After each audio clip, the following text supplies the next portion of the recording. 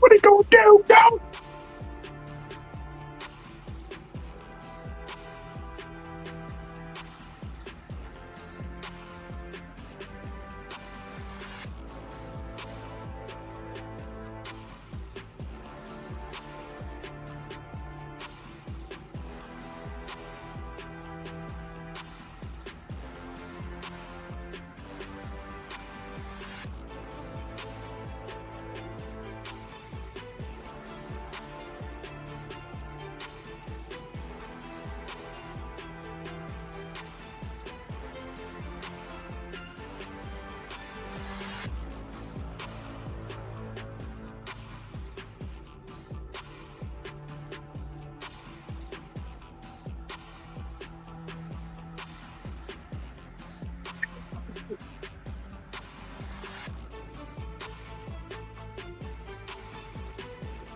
Peace and welcome to the culture right here on the Black Star Network. I'm your host, Farajii Muhammad. Thank you so much for checking in and joining us for these conversations this afternoon. Folks, let's talk about it. President Biden addressed the nation last night, not about economics, not about public health, but he addressed it about the great division, what he says is the big attack on democracy, isolating MAGA Republicans. We'll talk about what were some of the big takeaways. Plus, I would love to hear what you have to say and what you think the president has said about the GOP. We'll have that conversation. Also, there is a new rule that allows college athletes to finally get paid. The question is this going to be a good thing or a big slippery slope?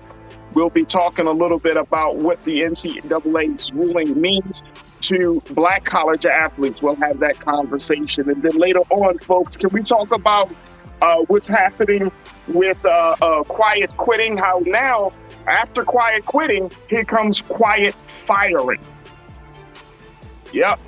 When employers don't always tell you exactly why they are letting you go, just know you got to go.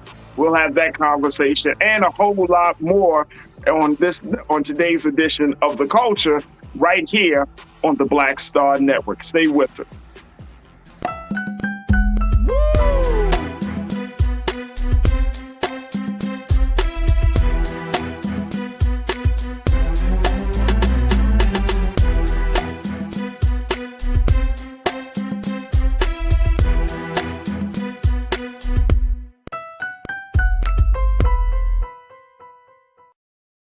All right, folks, welcome to The Culture here on the Black Star Network. I'm so happy you are able to join us this afternoon. Happy Friday. And this is a good Friday because guess what, folks? It's a 3-day weekend, Labor Day this weekend. So this is going to be a lot of fun. We got a lot of great conversations for you this afternoon. But before we get into those discussions, let's talk about the fact that we need your support. Make sure you show your support to blackstarnetwork.com as we are on our drive to get as many of you to support the great work that we are striving to do here at Black Star Network. You're all Black network, your media for information about news and entertainment and culture, all of that and a whole lot more. Make sure y'all check us out at blackstarnetwork.com. Make sure you give and, of course, continue to support the work that we're doing. All right, folks, I'm very, very happy and excited about today's show because guess what?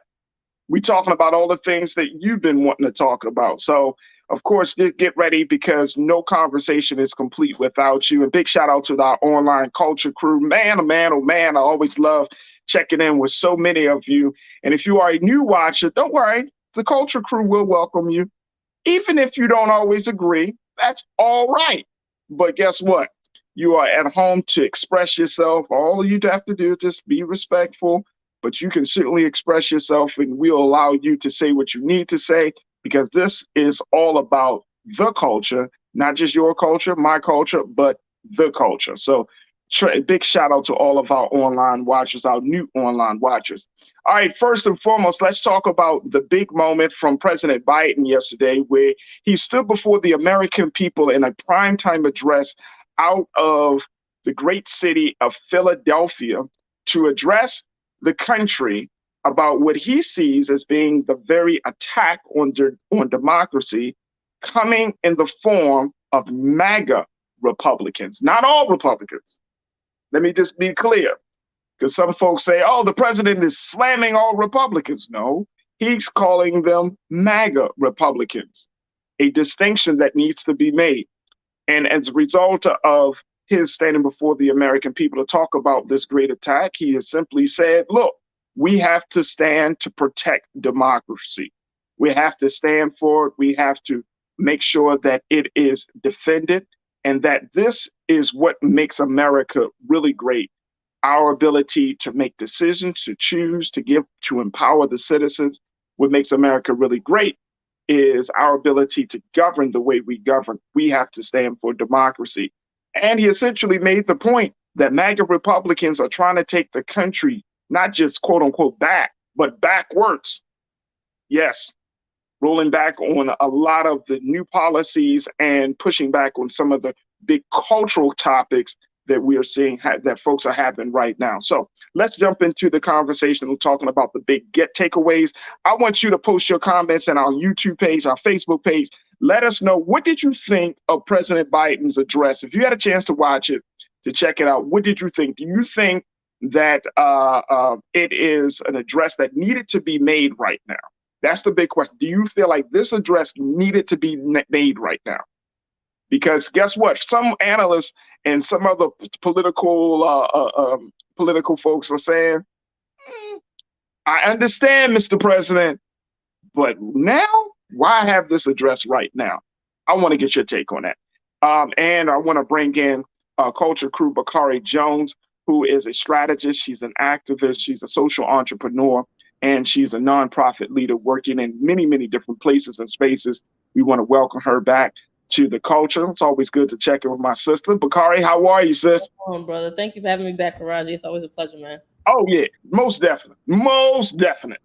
All right, so it's a good day. It's a good day to be back too, Bakari, because your president. Man, it's my president. Here we go. Here we go. Your president, he decided to throw the gauntlet down. He's like, you know what? I'm gonna draw the line in the sand.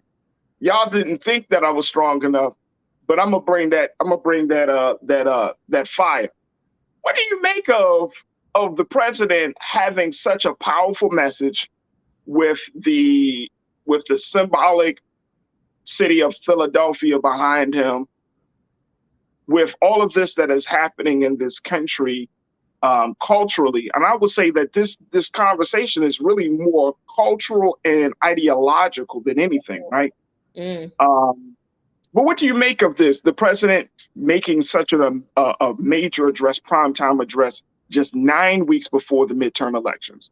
You know, Farajii, I think it's exciting. That's exciting is relative, I think, in a political space. But I think what we've been talking about all year has been this sort of desire that we've had for the Democratic Party to take a more proactive stance in so many different areas, right? I can't think of how many, episodes and instances we've talked about Democrats being responsive or reactive to something as opposed to being proactive.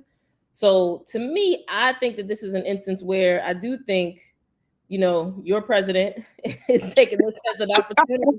I think be a little bit more progressive, and I think, show that he's willing to be not necessarily daring, but I do, like you said, to kind of draw a line in the sand, right? To take a firm stance on something. And he used, I like looking at the language. So listening to some of the words that he said, the semi-fascist, like, to me, those are words that I hope really get folks charged up. You know what I mean? And it's got some folks charged up. There's always the Republican spin on things, but I hope that this is enough to kind of spark a different level of not necessarily motivation, but a desire, a greater sense of like willingness and a greater desire to be more active in the midterm. So those are my thoughts, man. I think. Do you feel like? What was, the language was really colorful. Like you mentioned, he talked about semi-fascist. He talked about, how they're taking the country, they're trying to take the country backwards. He's talking about attack. It's very, very like emotionally charged language, right? Yes. You throw the fascist thing out there. Now I think you got a lot of people's attention, right? Because we just don't hear about that form of, we've been saying it, folks have been saying it about Trump, but when it comes out of the mouth of the president of the United States about a segment of his, of another political party, it just hits different. You know what I mean? It just hits different. And I was reading what some folks were saying on social media, and some folks were like, he needed to say that. Other Republicans are like, well, we're not fascists. And some Republicans went as even far as saying, hey, why he calling out all Republicans? Like, listen, dumbass, he's not calling out all Republicans. He made a point to say MAGA Republican, right? He tried to make that distinction, but I don't know that you can really, I don't know when you're on the opposition if you can really hear that level of nuance, right? I'm gonna take a line like Don Lemon said on CNN. Go. Do y'all hear differently? Because it's like, you got a different, does your ears work differently? Because he's not saying it, but it is charged. Here's my thing. Well, first let me get your take on this, and then we get to our watchers. The timing. Mm-hmm. How important, or how much of a significance does the timing of this message play for you? Like, going into this election and in the fact of everything that's been happening, do you think that this was the right time for the president to make this type of speech? I mean, I think sooner rather than later. Like, ultimately, really, if the opportunity is to say it now, as opposed to waiting another 4 weeks, I think go ahead and say it now, right? Again, for me, it just really boils down to the opportunity to be more proactive as opposed to reactive. So even in terms of how it lands, I think that so many, Farajii, I feel like we have literally just talked about this again and again, just the opportunity to be in a more controlling position, right? To take more of the lead, right? As opposed to respond. And really, he's responding to a lot of the things that the Republicans have already done and said. Yeah. So even to that extent, it's really not necessarily that proactive in the first place. But I think for him to take this stance now, I feel like it's to me, it's beneficial. I don't necessarily see the cons, so to speak, of him making this statement now. I think the sooner you start to get folks engaged and charge up, and I don't necessarily think that, it doesn't seem like anyone on the Democratic side has the perspective that, oh, we got it in the bag, So Yeah. I think him kind of blowing the whistle and kind of signaling this early, I hope is an instance and a signal for folks to get on board with him time wise. Yeah, absolutely. Absolutely. All right, let's go to some of our watchers. And folks, post your comments as we have this discussion. Damon, my guy Damon, checking in, always a loyal watcher of the culture here on the Black Star Network and RMU. Damon, you said, look, I watched this speech this morning. Like I said yesterday, this should have been done in 2021 after the election. Here's my only thing about the timing issue, or the timing piece, Bakari and Damon. Like, looking at where President Trump is, what's all that is happening, particularly with President Trump, and seeing the response that some Republicans have about FBI. And this is part of the reason I think President Biden decided to move forward with giving his speech. When you start talking about the FBI and other law enforcement agencies, the Department of Justice, you know what I'm saying? Now the talk, especially, now we're not even privy to all of the talk, right? Because we're at this level of things. But the talk is so charged up to the point where Steve Bannon and other folks are putting out FBI agents' personal information and names of those who went to Mar-a-Lago. They're trying to identify any FBI agents who are conducting these investigations. That's a problem. Mm-hmm. And I'm not talking about just a small problem. I'm talking about a national security issue. Yep. Which is why when people say the timing of it, I don't give a damn about an election. But when you start to think about how far a person would go, mm-hmm. Now these political leaders, they could talk all they want, but guess what? Which I don't understand, Bakari. You're gaining from these guys securing you and your family each and every day. Right? You're mm-hmm. gaining from the fact that, for example, with the Department of Justice and all of that, they could open up investigations on you for all the dirty work you've done. You know what I'm saying? But to the talk around those agencies in particular has become so heightened, where people want to hurt, do harm, and not just to the individuals, but to the buildings. The talk around the classified documents, knowing Trump is dead wrong, like 2 left feet. Y'all going on to defend him. Yeah. Kevin McCarthy's a Republican leader. Y'all go on to defend him to the point where something had to be said, because now it's getting to be so emotionally charged that it leads, it possibly, and I'm not joking in saying this, folks, it possibly can lead to some sort of rebellion or revolt or some sort of resistance. And you got to nip that thing in the bud. And Damon, I know you said this should have been said 2021. You're right. But now it's taking on a whole different persona, Bakari. What would you say to that? You know, so I love public speaking, and I think for him to use the word colorful, which I think is perfect, right? For him to use such colorful language, I don't, it's so unfortunate to consider us devolving and stooping down to the level of what really is emotionality, which really is fear mongering that the Republicans are using that a select number of Republicans are using to mobilize the Republican Party for their interests. But I think if we don't acknowledge that level of gameplay and figure out an approach that actually has the chance to beat it, then I think we're doing ourselves a disservice. So to me, if this is a step in the direction of being more passionate and emboldened, then I think that's to me, that's the direction to go in. I mean, yeah, you know what I mean? So I do understand what your perspective. It's tough. Like, here's the double thing. All of this, right, undermines any sort of legislative progress. Mm-hmm. Like, if you have people in your Congress, right, in the Congress, whether it's the House or the Senate, who really, you're trying to push policy. I know people that they want, hey, the president should talk about, like, Jackson, Mississippi, what's going on down there. And I want to, Tony Appleby, you checked in, brother. You said wrong timing. I wish he talked about Jackson, Mississippi water issues, gas, food, energy prices, crime, teachers and school issues. Honestly, he looked like an old, angry man. Talk about his accomplishment. And I get you. Some people say he should have talked about Roe v. Wade and abortion rights. But this is a fundamental cancer.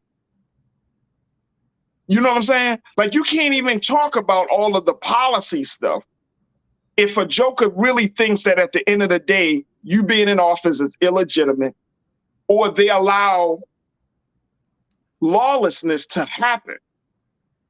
You know what I'm saying? Or they see, or they think a certain way. You know what I mean? Like, we want to move on to policy. Mm-hmm. And I will say on record that I credit the president for, like, saying, okay, we can't move forward because this thing is growing so fast. Mm-hmm. The dissatisfaction, particularly among white males within the GOP, their dissatisfaction is growing so fast each and every day because of lies and because of misinformation. Mm-hmm. That it's hard to move forward on these policy issues. Why talk about Jackson when at the end of the day, Republicans ain't gonna move on Jackson, man. Jackson's is in a Republican-controlled state. Mm-hmm. So if he keep pounding the pavement talking about Jackson water issues, right? How much ground you think you're gonna? The problem is they don't even care. Yeah. I mean, seriously, they don't care. You can talk about teacher issues, right? Again, you're dealing with a party that's not even operating from a space of logic or truth. I feel like I just feel like, at some point you're going to have to hit a dude in his face to let him know I ain't playing no more. And I think that that's, so if this speech is from President Biden's perspective, his sort of signaling, look, we don't got time to play, and that's kind of what, to me, the sort of general direction that his speech is going in, right? Just acknowledging that they're not, I don't want to say not necessarily fighting fair, right? We already know that about the Republicans. We know they're going to put their spin on all of these different, on everything that he says, right? All the different perspectives, right? Even folks lumping all Republicans in, even though he made this distinction to this one particular subgroup of Republicans. But I think if it's an indication that he's acknowledging the effort that is going to take in the fall, that's to me what the takeaway is, right? I think the timing of it, to me, signals that he acknowledges that everybody's gonna have to be engaged. So to me, I think that I hope that this is really just like the springboard to a much more comprehensive sort of ramp up that we're gonna see as we go into the fall.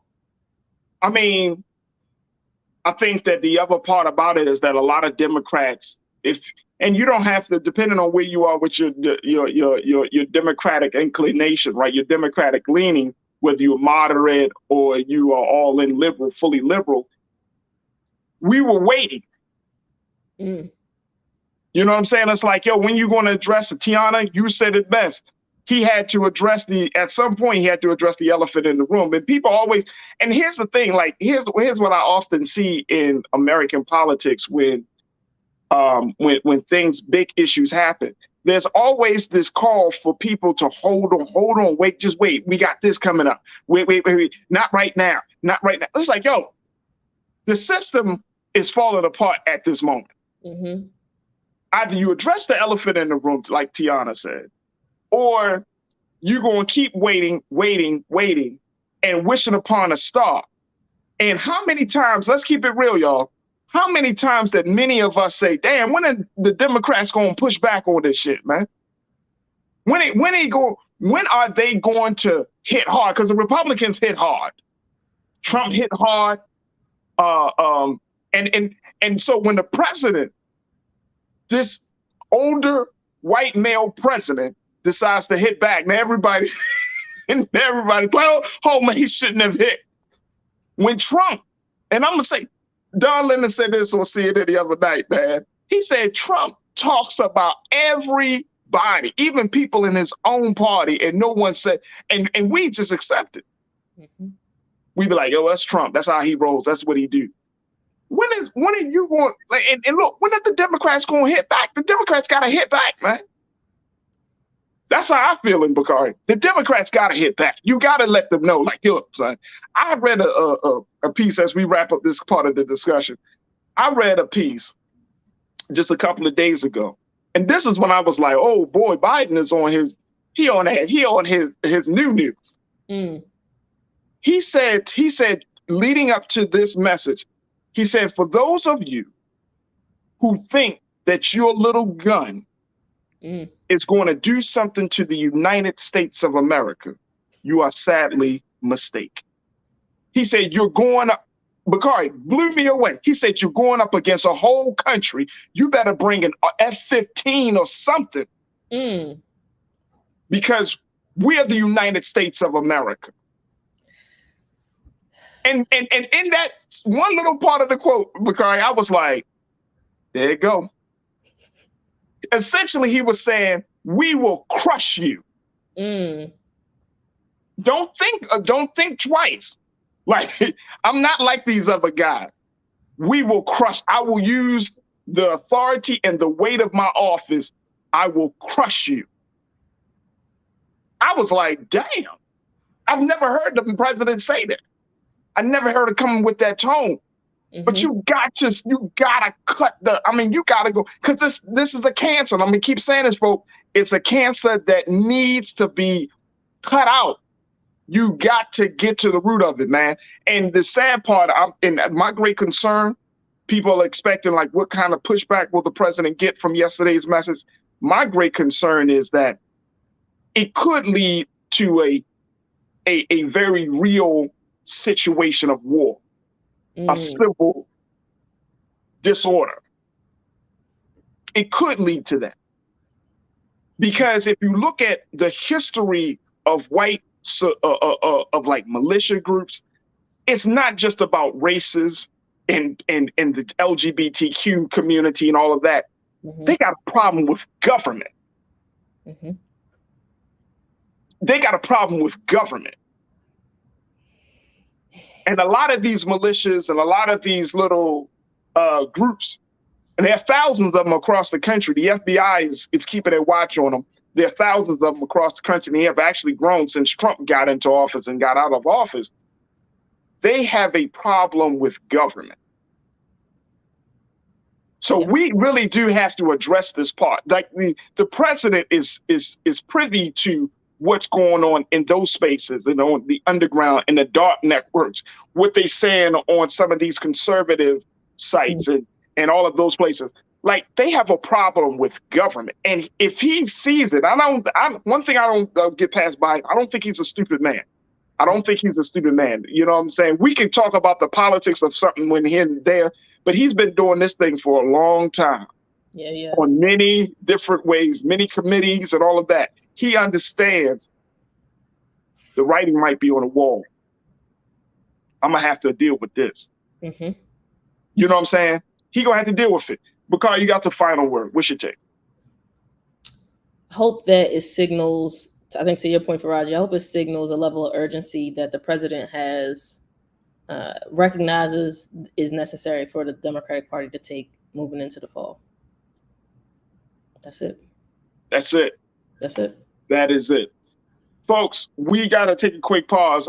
We're going to continue to look at this situation as it play out, because I truly believe that this was a message. This was, like I said, a drawing a line in the sand, and there's going to be some pushback. There's going to be a response.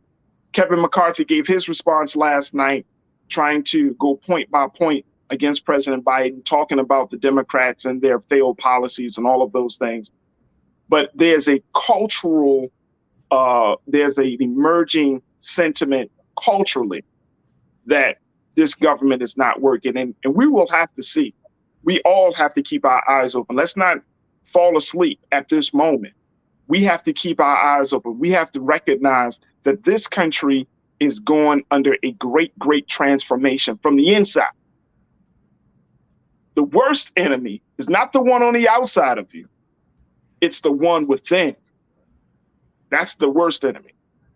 And so we're going to keep our eyes on this situation. Look, we got to take a quick pause as we move forward. Let's talk about the NCAA ruling of allowing college athletes to finally benefit from their image and likeness. And what does that mean? Does it open the door for them to get their just due, or is it a slippery slope when you got young millionaires in colleges? Stay with us. That conversation is up next here on The Culture on the Black Star Network.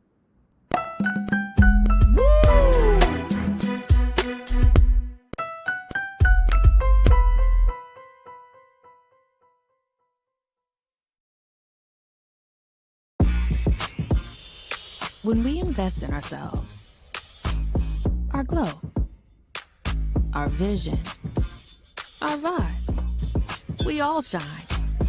Together, we are black beyond measure. Pull up a chair, take your seat. The Black Tape with me, Dr. Greg Carr, here on the Black Star Network. Every week, we'll take a deeper dive into the world we're living in. Join the conversation only on the Black Star Network. I'm Deborah Owens, America's Wealth Coach, and my new show, Get Wealthy, focuses on the things that your financial advisor and bank isn't telling you, but you absolutely need to know. So watch Get Wealthy on the Black Star Network. Can you believe the nerve of these Republicans? They only want to block progress for our community. They talk about cutting Medicare and Social Security. They played politics with veterans' health care. They voted against the George Floyd Justice and Policing Act and funding for our HBCUs, and against lowering prescription drug costs for our seniors.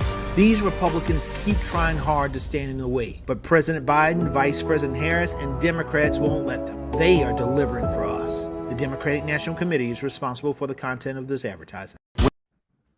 When you talk about blackness and what happens in black culture, we're about covering these things that matter to us, speaking to our issues and concerns. This is a genuine people-powered movement. There's a lot of stuff that we're not getting. You get it, and you spread the word. We wish to plead our own cause.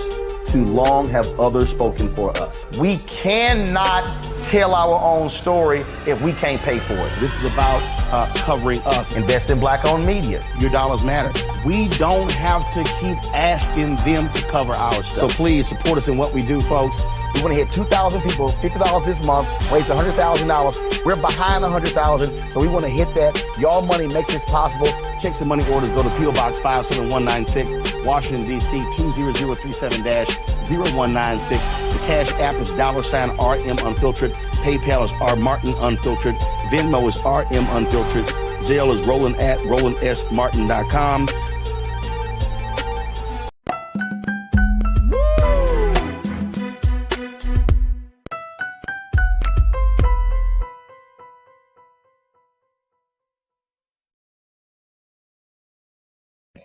All right, folks, welcome to the culture here on the Black Star Network. We wanted to switch gears because there was a major decision that was made about college athletes and their ability to gain benefit from their likeness and their imagery.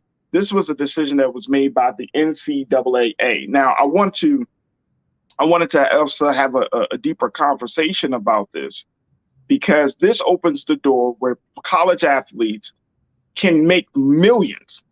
Now, we already know that there was a huge discussion about, it not being fair that college athletes are playing in these Division I programs, and they are basically used as a branding purposes to help bring millions of dollars to the schools that they play for. Now, with this new ruling, it opens the door for them to get individually paid. But I'm wondering, is this good? Is this good for young people to get money so quick and so fast? Is this good for the sports that these young athletes are playing? How does this affect Black athletes?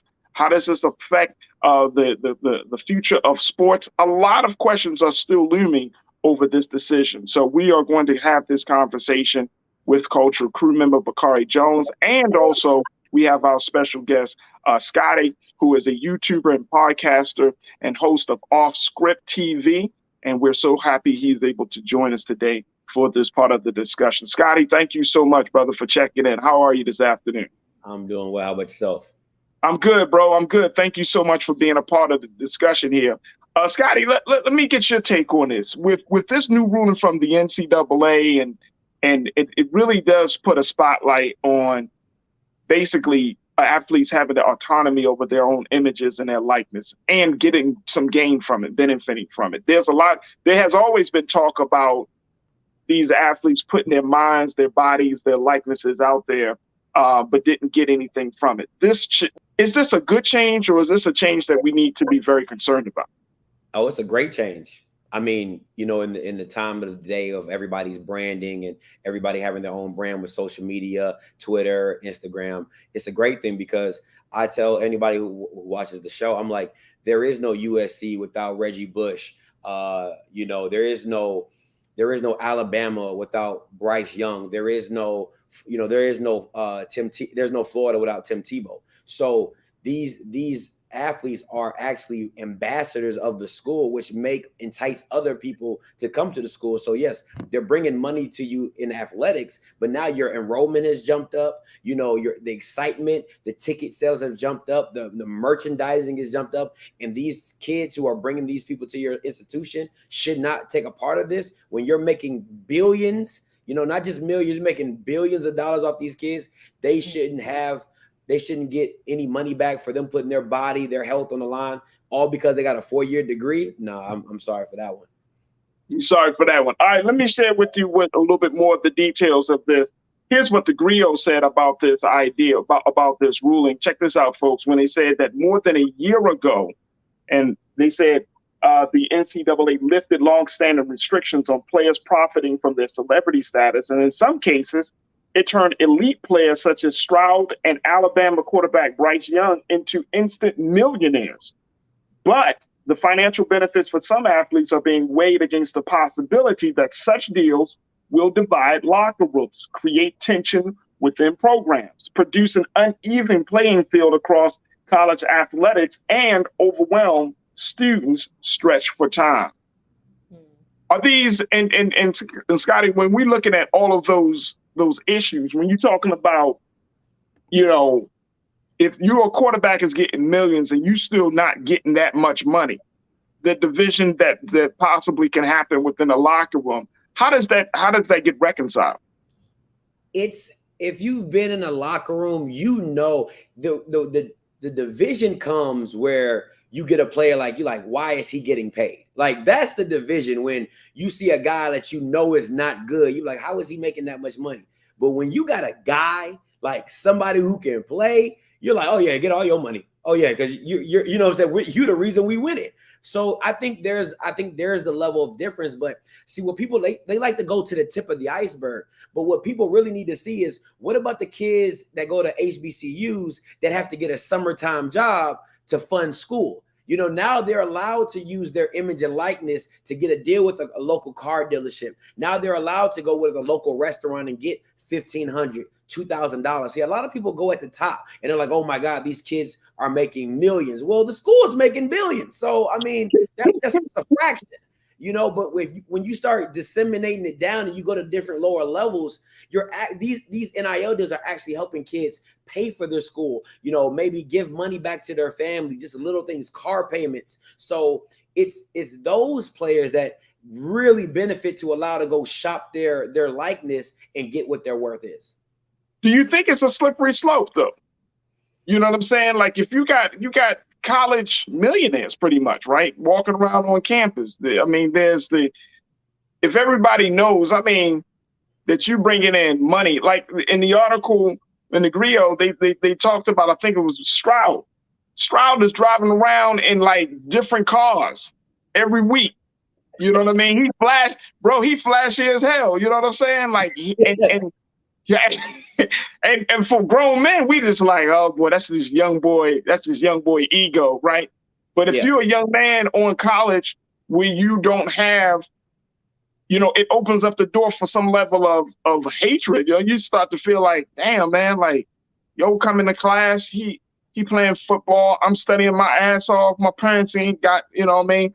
I may not be football player. I might be majoring in chemistry. I might be majoring in something else. Mm-hmm. Like, does it create do more harm than good culturally for Black students in particular? Listen, man, come on, bro. Let's be real. It's the Black Star Network, right? So let's keep it 100, right? Black people hate on other blacks for Jordans. Like, I've seen people hate for less.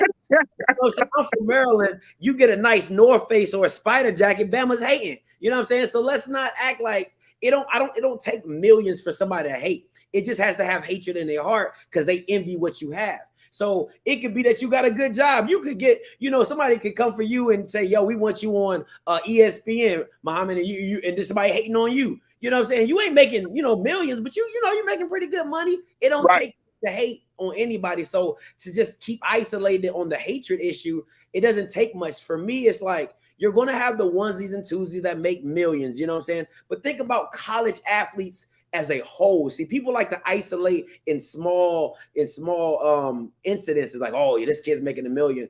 There's like 2 million college athletes. You know what I'm saying? And you got 6 making $1 million. Like, come on, man. Like, what about all the other players who are getting $10,000, $20,000, $30,000? You know what I'm saying? Because think about it. If you were a chemistry major and you came up with something that was brilliant, you can monetize it. If you were a kid in college and you created a invention while you're in college, you can monetize it. Facebook started in his dorm room, made it to a multi-billion-dollar. He monetized, like, so.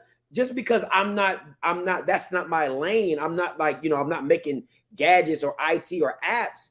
This is my gift. God has given me this gift to play football. Somebody sees the value in it. It makes the school money. It's making me money. So I really don't see anything.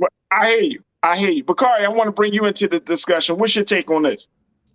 One, Scotty, nice to meet you. I'm glad that you're here chiming in. Sports is not my ministry, you know, but to me, I think just statistically speaking alone, just off the stats, knowing the overwhelming majority of college athletes are not going to go pro, I think there's an opportunity for them to get some money. And to Scotty's point, is the average player is not going to get to that million, right? They're not necessarily going to hit $1 million and maybe not in while they're in undergrad, but if they could get something, right? If they can get something that offsets a summer job, if they can get something that offsets any of the financial burden associated with attending college, especially if their involvement in the team sport is not completely covering their tuition, then to me, I think the pros outweigh the cons in that instance, right? And I think to the Griot's point about the locker room dynamics, I feel like that. I don't know how that would really be any different in the professional leagues. Like, I don't know how that would be anything different, right? It's going to be based on the agent. It's going to be based on your individual performance. Oh, so yeah, that's fair. I can understand like the way that could impact a team dynamic and camaraderie, but I think the hope would be that, and maybe, I don't know, maybe that's too capitalistic of a perspective, but I think the hope would be that if you see a team member who is performing at this level and has been incentivized as a result of performing at that level, hopefully it makes you want to, perform at that same level as well. Right. And I mean, I get that point. I definitely, and I think that you made two solid points, Bakari. I think one is, when you're talking about this is the culture you're going to have to go to if you decide to pursue sports on a professional level, right? Once you get out of school. So you will have to deal with that, that you might be standing next to a dude that has $230 million coming to him while you get 20 or 30, right? Right. But then I think to the other part of it is, my concern is that how do we make sure that these students, these young brothers, these young sisters in particular, that they handle themselves? Because a lot of these students don't come from money, especially when you're talking about Black players, right? They don't come from money. And does this, by them saying, okay, we're going to give college students money for playing, does this create a culture within the next generation of young Black athletes like, yo, I'm going to go to school to get to college so I can get money. Yeah. And the goal is only money, not necessarily to go to school because of academics. And I'm just throwing it out there, Scotty. I'm just throwing it out there. I mean, people go to college to get money. Let's call it a buck. Wait a minute, Scotty. People go to college to lose money. Yeah, they're calling it an investment on themselves. You know what I'm saying? So the lawyers, the doctors, they're investing in themselves to later down the line recoup all my money back. You know what I'm saying? But I agree with Bakari. It's no different if I walked into a job place, you know what I'm saying, and me and this person are in the same position, but I find out you're making more than me. That's why, job places don't want you to talk about your salary. So people like to think about athletics outside of a professional workplace, but to me, I look at it the same thing. You know what I'm saying? Like, you wouldn't want, I think you got to I think what's going to start coming down the pipe and what's going to make everybody competitive is like the Big Ten. They just signed a 7-year, $7 billion deal, but their incentivizing is that we want everybody to get paid. So if you're a scholarship athlete, you hit a minimum standard. So it could be like $15,000. So if you're on scholarship, you automatically get an NIL from the Big Ten of $15K. And then based off your individual performance, then it incentivizes you even more. So, I mean, that's a play. I mean, because these conferences are making millions off these athletes, and people don't understand, okay, if I play college football for 3 years and I blow my knee out or I bust my shoulder up, and I have permanent damage, what that degree is not going to give me insurance. That degree is not going to pay for my health care. So it's overall, it's the overall arcing of the whole problem. Absolutely. All right, let's go to some of our watchers. Our online culture crew folks are checking in. Nisa, 1971. Nisa, what's happening, sis? You say, look, I can see how it could become problematic if they waste the money on frivolous things, but they deserve to be compensated for their talent. Too long, the schools have made money on the backs of Black people. Facts. I can see that. Yeah, it's keeping the egos intact. My other concern on that too, Nisa and Scotty and Bakari, is making sure, along with this change, Scotty, have you heard about any financial literacy courses that these students will be able to get? Will they be empowered on how to handle that money if they're eligible for it? I think for the Power 5 and the high level FBS programs, I think they're going to automatically walk into that lane of financial literacy. Because listen, at the end of the day, you don't want that to fall back on the institution. Well, we gave this kid $2 million and now he's on the side of a bridge, you know, and like you don't want that to fall back on your institution. So you're going to do your due diligence. What happens is the limited resource institutions, and we already know what I'm talking about, the HBCU community and the lower level institutions who don't have the resources to be like, oh, we're going to give you, you know, three financial literacy courses or send you to class and those things. So now you're dealing with kids who have a rush of money. I remember when I joined the military, they gave me a $10,000 bonus. I was like 20 years old. I thought I was balling. You know what I'm saying? So it's those type of influxes of money that you're just like, oh man, like this is a lot of money.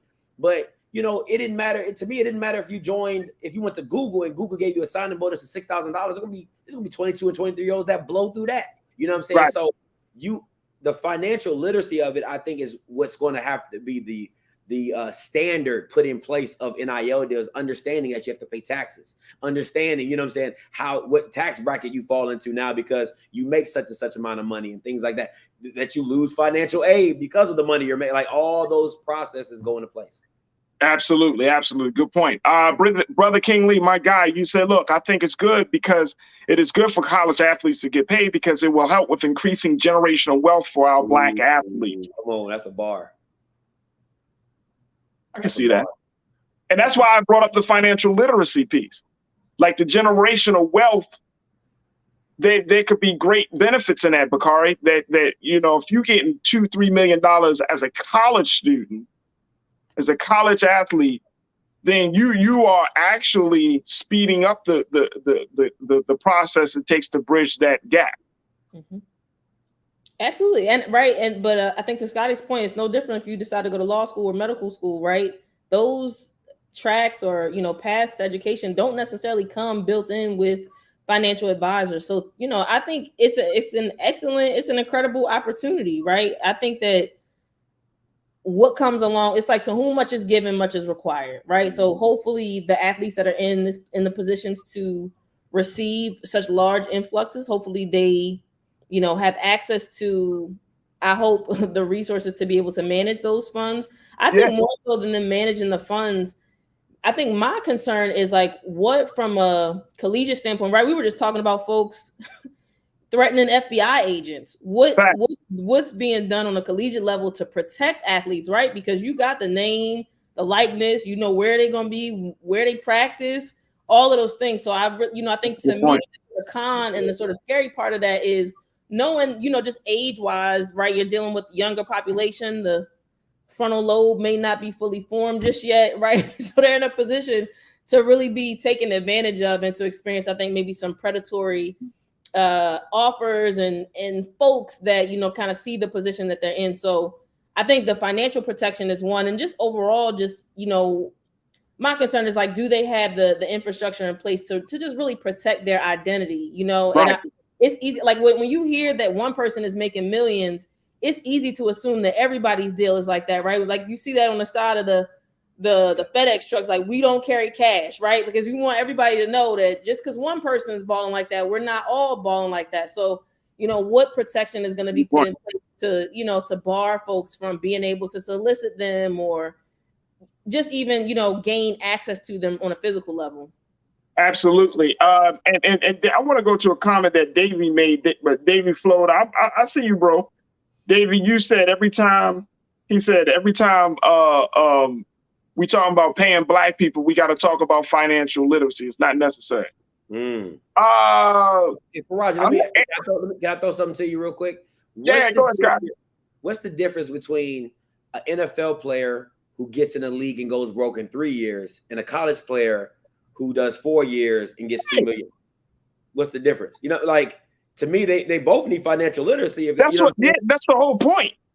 That's what I was going to say, bro. Like this is not just about Black people getting paid. This is about young people. Young people. And unless you come from a household with financial literacy, your understanding and relationship with money is a healthy relationship. Then why shouldn't you learn how to manage money? Because guess what? A lot of people ain't touching millions of dollars a year, man. especially I know I ain't touched $2-3 million at 21, 19 years old. Shit, man, what are you talking about? I need some help, bro. Set some boundaries. I need some help. Right. It's not just about, it's just black people, because guess what? One of the great sciences that we have not been taught as a people as a result of our experience in the transatlantic slave trade is the science of money. Yeah. You know, we have lost that, right? And in this capitalistic system, man, if you are given $3 million and you blow that, like you said, Scotty, in 2 years, 3 million in 2-3 years, you get 3 million as a sophomore in college. By the time you become a senior, that shit gone. You don't think that happens? Grown men do that. They get in a league and they blow it. And we talking about 3 times more, 10 million, 30 million. You know, it doesn't. It's the mindset. It's a mindset, and that's all I'm saying. Like, we all can benefit from being taught how to. And I had a financial planner on yesterday. He said that a lot of money management starts with how you think. What is your relationship? Yeah. He said he has a money avoidance issue. You know, he don't like to check his bank accounts and all of that. Yeah. You got to know how your relationship with money, because you can't manage $10 the same way you manage 3 million. Like, it just doesn't work. You know what I'm saying? Be like, I got 3 million in the bank, so I'm gonna just man, put that in a space where you can grow off of that, because you said it, Bakari, you said it. That situation of you being able to play football, it may not go beyond the college years. And wouldn't that be a hell of a thing, man? This has to be probably one of the most embarrassing situations. You get to school, you in college, you the hot player. You getting all this money, getting all this attention. Okay, you don't make it into the pros. People be like, boy, I know you still got them cars. You up there like, you know what I'm saying? Yeah, yo. It was nice to test drive. Hey, hit him with that 50 Cent. He was like, what 50 Cent say? He said, dang, homie, in high school, you was the man. Like, hey, gotta hit him with that. You were the big dog on campus. Yeah, you was that guy. You know what I'm saying? You were the big guy on campus. You get off the campus, you graduate. You know how people are. They still expect you to still thrive. And you be like, yo, so I know you got money, boy. You be like, yo, you going out tonight? I know we going back on the boat like you did back in a year ago. You're like, nah, bro, I'm not going on the boat tonight, man. I got to check it in the savings. Matter of fact, can I keep it a buck with you, bro? I had to rent the boat. I had to sell the boat, because I can't live on a boat, bro. I had to. Come on, man. We gotta have some financial literacy. All right, let's get one more piece, and let's get a couple of more responses in. A golf Twitler, you said the schools should definitely be transparent about the money they are making from sports, and they need to use that funding to better the ability they possess to give people an education. What are the and as far as you know, Scotty, what are the accountability measures that the school is going to put in place to ensure some level of accountability and transparency during this new ruling? Have you heard anything about it? Schools can't be a part of NIL deals. So they can all they can do is on the back end say, hey, we're going to help you manage it, but they can't directly be a part of the deal. That's against the rules. So, because then you have coaches, saying, hey, I can get you this deal, and hey, I can get you that deal. And now you start flirting paying for players. See, that's the difference. A lot of people are like, oh, they're paying for, the player is getting money off their likeness. But when you start adding coaches telling players, hey, I can get you $1 million here, I can get you 500,000 here, that falls in the line of paying for players. So schools can't have direct contact when it comes for NIL deals. Absolutely. That's a great point. I'm glad that you brought that up. And Golf, thank you so much for bringing that point up. Young Seek, you've been checking in lately, Young Seek, so I appreciate this. You said to keep the team dynamic, you pay them all the same based off of profit. Let the meritocracy begin in the pros. I'm waiting on your response, Scotty. You don't even do that. You wouldn't even want that at your regular job. If you working harder than everybody else, you're gonna be like, hey, yeah, just pay us all the same. Like, no, you're not. Like, stop thinking like that. That's not realistic. You wouldn't even, if you was mopping the floors twice as hard as everybody else, you wouldn't want to get paid the same, because then you're gonna be looking around like, man, this dude ain't even working. He getting paid just like me. This Bama not even working. He making the same. Stop it. Like, you gotta impart yourself, like put your life in it. Like, if you was at your job tomorrow and everybody got paid the same, and you a director and you manage 20 people over somebody who delivers the mail, stop it. Come on, man. What are you doing? Now, I gotta push back though. So Come on, go ahead. You know how I feel about cooperative economics. So there's a part, I do understand, I think, the point that they're making in terms of that, but I think with sports, it's different just because of, it's just not the same, right? I've worked in kitchens, I've had so many jobs, and I've been in environments where we are all, we're pooling tips or whatever the case may be. And you do create the dynamic that Scotty mentioned, right? When you have one person that's slacking or one person that's not necessarily carrying the same level of weight. But I think the pro to that is we all have bad days, right? So it's better that one person is insulated to have a bad day and still walk away with something, as opposed to you had a bad day and now you have absolutely nothing on this particular day, right? So, when we talk about, it's nowhere near the same as like mutual aid, right? But it's that similar type of context where we're going to be able to take care of one another. I think it would be interesting to see what that looks like from a team standpoint, and to see like how that would actually play out. I think that because we're in a capitalist country, though, it will stay in an experimental and an idea for people to ponder. But I don't think anybody's willing to physically, and especially in football, so violently put their bodies and their brains on the line. I don't necessarily think that everyone is willing to necessarily take that same risk, especially when you just look the risk alone of sustaining a brain injury. I'm sure, Scotty, you probably could speak to what level of risk you take in terms of getting a brain injury based on the position that you play. And just based on the position alone, you would be able to sort of suss out or not suss out, but to determine the difference in how much each person's, sort of breakdown or cut would be of what they're getting off of that collective pot. But it's interesting. Like, I don't mind the baseline, but to only stop it there, like everybody, like I don't mind everybody getting, okay, if everybody getting 15K, that's the baseline for everybody, cool. But don't penalize somebody who's outperforming everybody to he only get 15K to now the person who's on the bench, he's still getting 15K. That doesn't make sense to me. That's what I'm saying. So I agree with you on the cooperative economics that everybody, like you said, bad day, I'm hurt, I'm injured, I'm still getting my 15K. But when I come back in the game and I outperform, let me get my worth for what I performed to. Absolutely. Folks, we're going to have to stop the conversation right there. But Scotty, I truly appreciate you, brother, for sharing your insight and expertise on this.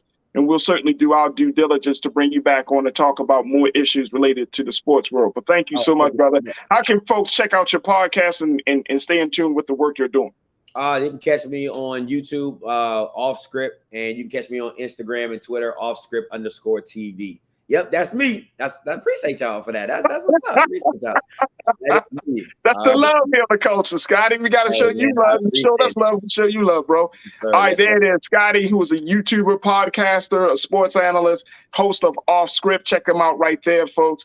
Continue to follow him, support him as he covers Black sports. He just did a phenomenal job covering some of the big conferences. And I was checking out his videos of the quarterback camp that you covered too, bro. So that was a good look right there. And I'm excited to see what you got lined up for this upcoming NFL season. So I'll be tuned in. But thank you so much for joining us here on The Culture today, Scotty. Thank you, Bakari. Thank you, Farajii. Thank you. No problem. Absolutely. All right, folks, we got to take a quick pause. When we come back, now we've talked about quiet quitting, but what about quiet firing?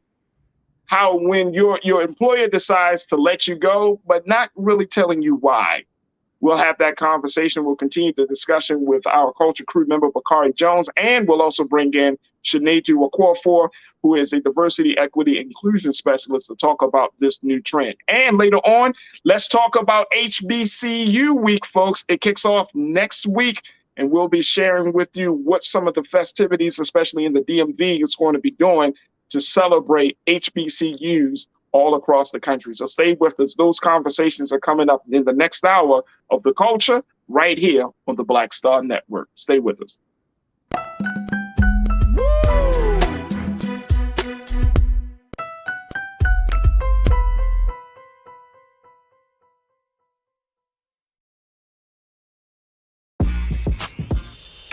When we invest in ourselves, our glow, our vision, our vibe, we all shine.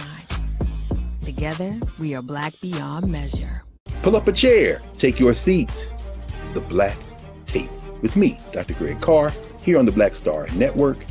Every week, we'll take a deeper dive into the world we're living in. Join the conversation only on the Black Star Network. I'm Deborah Owens, America's Wealth Coach, and my new show, Get Wealthy, focuses on the things that your financial advisor and bank isn't telling you, but you absolutely need to know. So watch Get Wealthy on the Black Star Network.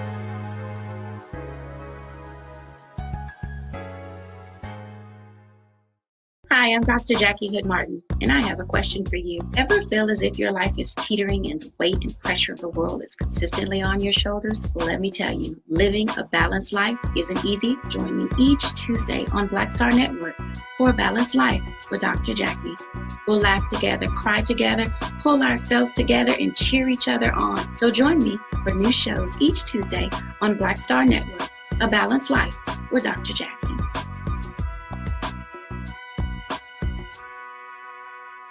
Can you believe the nerve of these Republicans? They only want to block progress for our community. They talk about cutting Medicare and Social Security. They played politics with veterans' health care. They voted against the George Floyd Justice and Policing Act and funding for our HBCUs, and against lowering prescription drug costs for our seniors.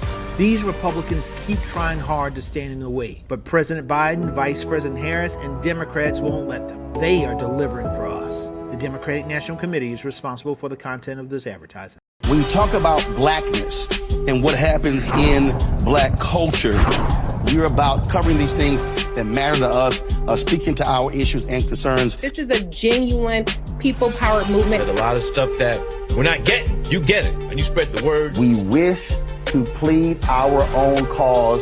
Too long have others spoken for us. We cannot tell our own story if we can't pay for it. This is about covering us. Invest in black-owned media. Your dollars matter.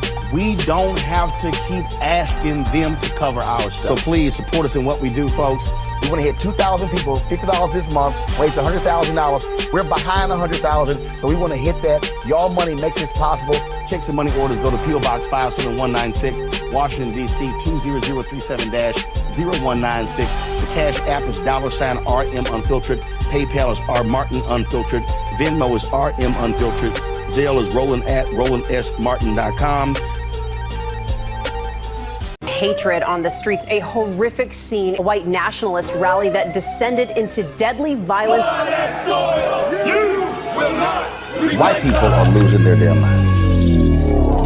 As an angry pro-Trump mob storms the U.S. Capitol, we're about to see the rise of what I call white minority resistance. We have seen white folks in this country who simply cannot tolerate black folks voting. I think what we're seeing is the inevitable result of violent denial. This is part of American history. Every time that people of color have made progress, whether real or symbolic, there has been what Carol Anderson at Emory University calls white rage as a backlash. This is the rise of the Proud Boys and the Boogaloo Boys. America, there's going to be more of this. Here's all the Proud Boys, guys. This country is getting increasingly racist in its behaviors and its attitudes because of the fear of white people. The fear that they're taking our jobs, they're taking our resources, they're taking our women. This is white fear.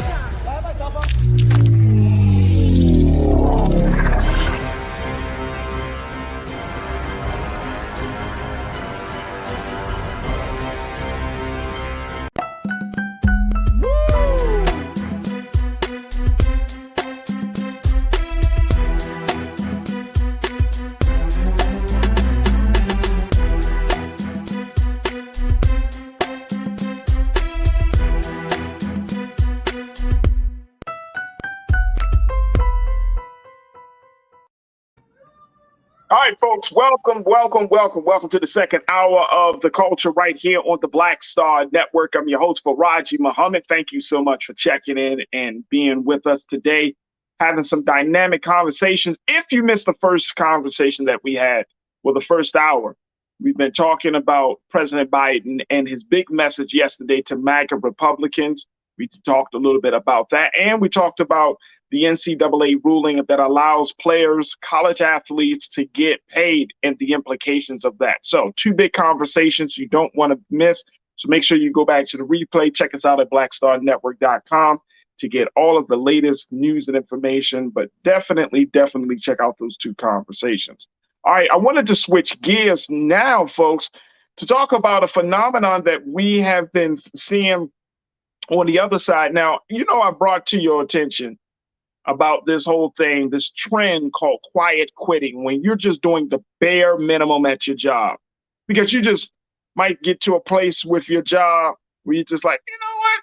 I don't need to be doing all the extra stuff. I don't need to be putting myself out there. I'm quietly quitting. Well, there is also another trend that we're seeing in the workplace, and that is quiet firing. Yeah, folks. Here comes quiet firing. This is when employers, and I'm going to share with you this very quickly, Ariel and Keenan. Keenan, let's put this up there. Thank you, sir. You said this is if we're going to accuse workers of quiet quitting, we should also acknowledge the phenomenon of quiet firing, in which employers avoid providing all but the bare legal minimum, possibly with the aim of getting unwanted employees to quit. They also said they may deny raises for years, fail to supply resources while piling on demands, give feedback designed to frustrate and confuse, or grant privileges to select workers based on vague, inconsistent performance standards. Those who don't like it are welcome to leave. Wow. Wow. I think I've been in a couple of jobs like that, folks. They wanted me to leave. Mother. Let's talk about this phenomenon. Let's bring back Culture Crew member. She's an activist. She's an advocate. She's a nonprofit leader. She's a strategist. Kari Jones checking in. And we also have our diversity, equity, and inclusion specialist, our brother Sinedu Wakwafor, checking in as well for this conversation. All right, Sinedu, Bakari, quiet quitting. Sinedu, I'm going to start with you on this one, sir, because you work in a workspace. You all about diversity and equity. Why would an employer do this? Why don't they just tell people what it really is? Talk to me, Sinead. Tell me the truth, sir. Well, this probably goes against the HR department of where I work, but this probably also goes with the truth of, what God has provided. I think, honestly, I think a lot of what's going on is employees, I'll go from quiet quitting to quiet firing. Employees are starting to regain the power that they haven't had for years. This idea of quiet quitting is because of the horror stories that many of the employees have heard from their parents, from people who are older. And what happens is, with there now being a new sense of autonomy onto the employee, the employer feels lost in power.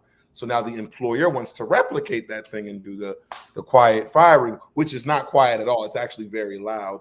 And it's gone on forever by, not giving you raises, by not allowing you to have professional development, those 6-month reviews, by not putting you in a space where you can shine, by not giving you all the resources that you need to get better. And that's why, even in the position that I'm in, I always tell employees, always do what's best for you, because the company will always do what's best for them.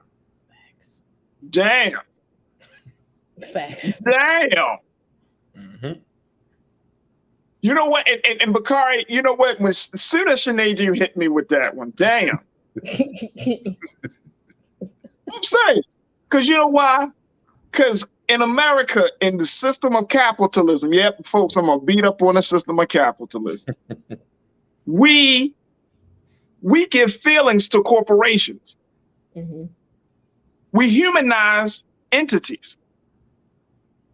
And as a result of that, we feel like, for example, Bakari, that if we're not in the space, like, oh, they're going to miss me when I'm gone.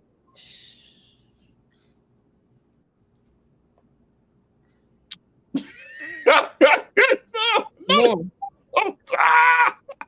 That job is already posted. Been posted. Then, before they sent the flowers to your loved ones for your loss, the job was already posted. Let's be clear. At a lesser price, too. Come on. Come on. He wasn't doing that much anyway. We could probably bring it down 5 or 10 at least. Mm-hmm. But no, why did we humanize these? Like, and to your point, Sinead, you're talking about like do what's best for you. Because some of us, we really feel guilty, Bakari, when we have to leave a job. We like, man, like it's a struggle for some, and I'm just saying for some, not all of us, of course. Yeah. You know, some of others, we could just leave a job. We switch job like we do underwear. You know what I'm saying? We'd be like, all right, I'm done. What, you asked me to work? Oh, you asked me to work an extra 30 minutes. You know what? I don't need this. I don't need this.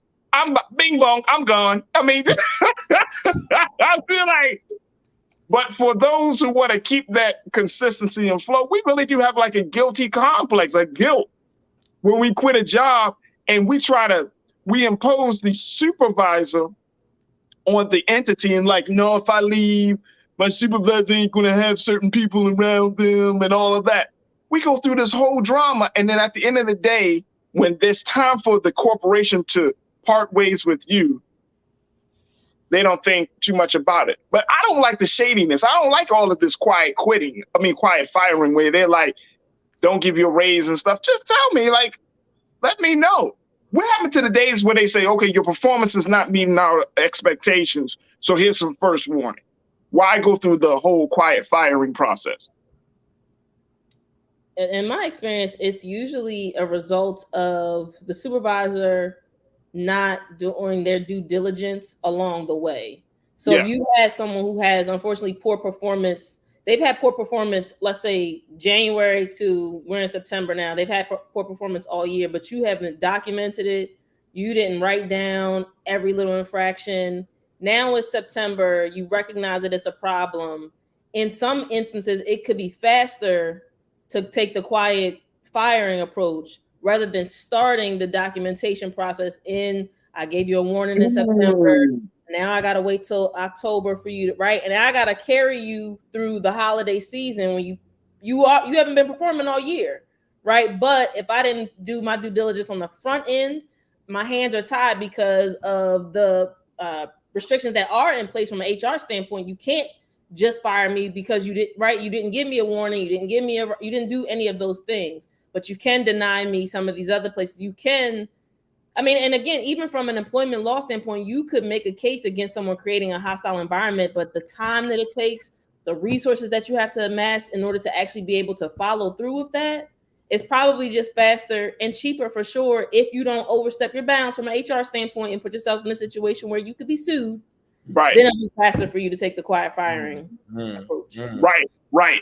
And Sinead, for you in your HR department, is this a practice that is frowned upon by HR professionals and representatives? No, not at all. You know what's funny? It's interesting how we address or attach intrinsic humanistic values to a corporation, but a corporation, it doesn't live or breathe. The people of the corporation live or breathe, right? So it's interesting to me that in one instance, it's like, we're a family. That's always what everybody is selling. We're a family, and family. But then what happens is, even with the documentation, I believe in this day and age, documentation is sometimes somewhat passive. Do people, and this is my issue with all corporations, everybody keeps saying that nobody has the time to teach. So then what the hell is going on? If no one's teaching anymore, if no one has the time, then this has nothing to do with how good my work is. It's as long as my work can supply the business need, that's great. Even if I'm not learning, if I'm just regurgitating and that regurgitation is strong enough to meet our shareholders' needs, then we're good to go. And that's why you have a lot of people who are very good workers, but when it comes down to knowledge base, they don't really know a whole bunch of what they're doing. Yeah. Right. Absolutely. Absolutely. All right, let's take some comments from our online culture crew. Sandy, you checked in and you said if you quiet quitting, then you know corporations going to get petty. Yeah. Yeah. Let's put it. Let's say it like this. If you don't mind this, Sandy, I'm gonna just make a small revision. Your supervisor gets petty. And one thing that I find to be very interesting is that supervisors at any job, depending on the person, right? Like sometimes the supervisor has taken on this task of being the corporation, quote unquote, right? And I'm gonna tell y'all something, man. This is just a personal thing. I always find it fascinating and problematic to have a supervisor where the job is their life. Mm. Yeah. I don't like that. Because guess what? You won't understand me then. Because you know why? The job is not my life. Mm-hmm. It's not my life. Like I'm not spending 8 hours at the job, then coming home, spending more time at the job, then on weekends thinking about the job, opening myself up to, hey, y'all can call me on my off day if you need to. That's not happening. That's not happening. No, we're not. That's not my life. That may be your life, but that's not my life. I got other things I need to do. No. So, I see that's the part of it that the people that sometimes there's this expectation from supervisors at the job that the job is my life, therefore it should be your life. And it's like, no, that's not it.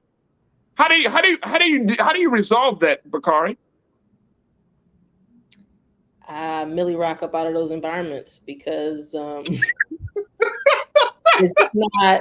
I mean, I think many of us have been in that environment. The other thing I was going to say to your point, Farajii, I think part of that, at least in my experience, is sort of being raised by a boomer, right? So I think it's even easier to kind of have this ingrained sense of loyalty to a corporation. But I think our generation, we've experienced far too much, right? I think, at least for me, right, the recession, what was that, in 2008, seeing the way that folks were laid off at that point in time, that kind of, dispelled that fantasy or that fantasy, that myth that these corporations were going to continue to take care of us. So, it's just getting out of that environment. And I think, Farajii, we try to stay on our high vibration. I think it's also finding work and positions that really don't feel like, as much as possible, they don't really feel like work, right? That feel like they're more in alignment with our purpose and what it is that we're called to do. I think because when you're in that environment, right, you're still going to have some things, right? We all got the things that we got to work out, but I don't think that you necessarily experience the same level of discomfort when you are showing up trying to do a job where you're not being paid to think critically, you're not being paid to discern, you are being paid to make the donuts, right, and pass the piece along on the conveyor belt and get the next, right, whatever the next one is. That's all you're being paid and compensated for. So I think just not being in those environments, because I think once you're in that space, really is not, those typically are not, in my experience, again, those are not spaces where innovation is really celebrated, honored, and in some instances, it's not even tolerated, right? We're not going to tolerate you trying to come in and innovate and make improvements. This is the way it is. We prefer it this way because of the cost, benefit, I'm sure. But just for me, removing myself from those, I'm loudly quitting probably and moving up out of those experiences. Let me tell you, hey, I'm loudly quitting. I'm quitting. If the situation is just not working out, it's just not working out. Yeah. And I think that we're starting to see the other part about this phenomenon is the simple fact that people are going to remote work, right? A lot of corporations, and I'm sure, in the work that you're doing, Sinead, you're saying that people are saying, okay, now, even though we're kind of past the peak of COVID and even with this monkeypox and stuff, people are still preferring to work remotely. And now corporations and companies are saying, well, you need to come back in here. And then folks are saying, well, you probably need to look for somebody else for this role because I'm not coming back. Like either you adjust or I adjust.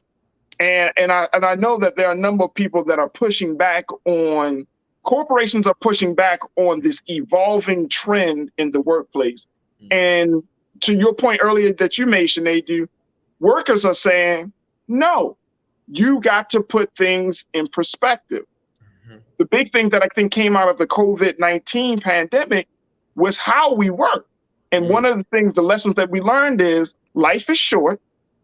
You don't want to spend all of your time at a place that doesn't give you the greatest amount of fulfillment. Or even if you do love the job, at the end of the day, your job is not your life, right?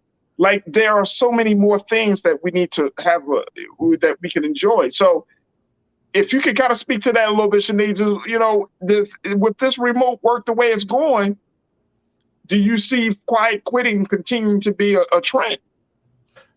No. No. Well, jobs are going to have to evolve. Quiet firing, rather. Yeah.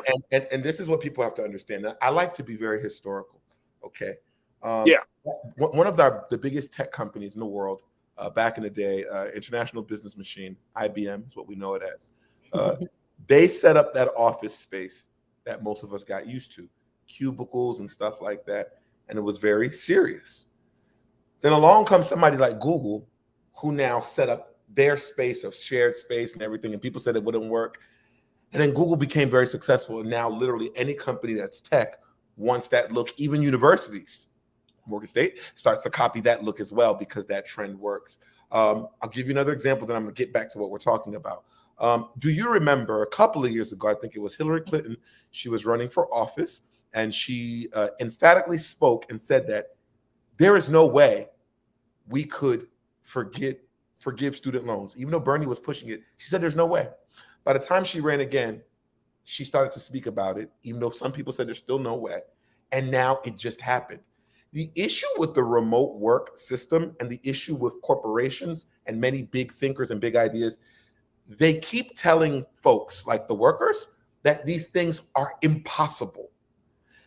The whole work from home concept was impossible until a global pandemic. Then it was possible, and then people made record profits without losing employees. Some even brought employees on.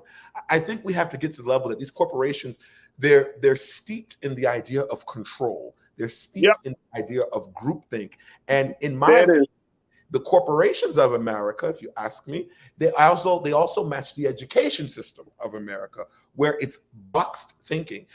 Everybody wants you to be an out-of-the-box thinker until you think out of the box. And then once you go there, it becomes very uncomfortable for the structure of the system. So I think where we are now with the quiet quitting thing, it's going to change the atmosphere, if you will, on what employees expect from their job places and stuff of that nature. And just real quick, if I could give advice to anybody who's shopping for jobs, when you're interviewing or being interviewed, it's also very important for you to interview. And I would suggest that you ask these questions. I would suggest that you ask the manager, if that's the person interviewing you, how long they've been with the company. What are their future plans with the company? Because once you know how your manager operates, that can tell you how well you'll do in that space. That can tell you if you're be intimidated by you. If your manager is here, is your manager a black-skinned person to keep a wedge in between maybe SVPs and everybody? These are things you got to ask. You got to ask questions, make your own decisions based off of what you hear about management as well. Sinead, I never did that. No, seriously, that's great advice, bro. I never did that. And can you imagine, Ricard, you can imagine you sitting up in there, they'd be like, so what's your 500? Well, before we talk about my 5 years, let me hear you. What's your 5-year plan? Right. I mean, do you foresee managing me? Because you seem like a good person, but if you're leaving in a year, I'm leaving in a year. There you go. They be looking at Bakari and Sinead, they be like, I mean, wait, girl, I'm trying to get up out of here. That's when you know how black folks start to be like, can I keep it real? I just put in my 2 weeks yesterday. So you're like the last person that I'm hiring. And then you respond like, can I tell you something? I don't want the job. Because I don't know who's coming after you. Because Farajii, when you join a new job, and then you're direct, not your main manager, but your direct lead or your direct supervisor, when you join a job and they quit 3 weeks later, that's why you have to ask questions like that. This is something that I'm learning in real time. And you got to ask these questions because everything is aligned. And because sometimes people quit in the most democratic way, which is we need to start hiring more people in our sector. I don't mind training them. And then all of a sudden, I have put in so much work for this company. I think it's time to let the new job. That's also a form of that. That's what I'll call indiscriminate quitting. You're just kind of moving to the side and doing it. But this is why it's important for employees taking control. In my opinion, the employer does not have the control because the employee has the skill that the employer wants. The employer has the money, but the skill is what's going to make them the money as well. It's important that as the employee that you ask all of the questions, you check on them. What are their life stories? How long have they been in this business? Because that'll tell you, is this an old school thinker or is this a new school thinker? All of these things matter. Right. Man, hey, Sinead, do you ever thought about giving workshops on how to quit and get hired? I definitely should. Sinead, do workshops go be like how to be black at work.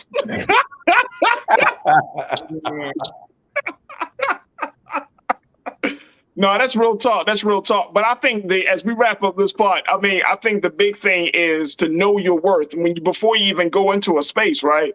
Like to understand, like to your point, Sinead, you're the ones bringing what the jobs want. You're the ones with the skills. You dictate the agenda. And I think a lot of us, we do make those decisions about whether we're going to work from a place just because of money, availability, the necessity of paying the bills and all of those things. But at the end of the day, when the corporation says, you know what, thank you for your time and your service, they make those decisions indiscriminately. They just, and here's the thing about the quiet firing phenomenon. It's like I've been in work situations personally, and I've seen other people go through it, that when a job is not happy with your performance, they drag it out. And you want to know something that wears on the will and the spirit of you wanting to do your job? When they drag it out. That's what I explained. Like, okay, if you're not feeling what I'm doing and how I'm doing it, they drag it out. And it's like, well, let's go through, you have those, like you said, Bakari, you have those meetings like, yes, let's have those, this is the warning and all of that. Yeah, folks, I've gotten into all them places, right? Because sometimes when it's hard to work at a job if it doesn't align with who you are. It's just hard. It's just hard. I know that. That's my consciousness is not at peace. So, Bakari, you got the final word on this. What's your take? Quit loudly. I don't know what else we can. I don't know what else. Quit loudly. Quit loud. Honestly, Farajii, I think just from a positivity standpoint, it's really finding spaces that feel in alignment with who you are. I think to Sinead's point, asking yourself those questions, before going into the interview, and then asking those questions when you're in the interview to really figure out more of the landscape and recognize that this is a relationship, right? And both parties in that relationship really need to make sure that their needs are being met in order for that partnership to work. Yeah. Yep. There it is. There it is. All right, folks, we got to take a quick pause. As we come forward, we're going to talk about something that's very exciting. HBCUs, it is HBCU week at Maryland Public Television. And today we're going to have a conversation about how the station and the platform is going to be celebrating our 101 HBCUs from across the country. That celebration kicks off next week. So we'll have that conversation when we return. So stay with us. HBCU week is going to be the discussion right here on The Culture, here on the Black Star Network. We'll be right back.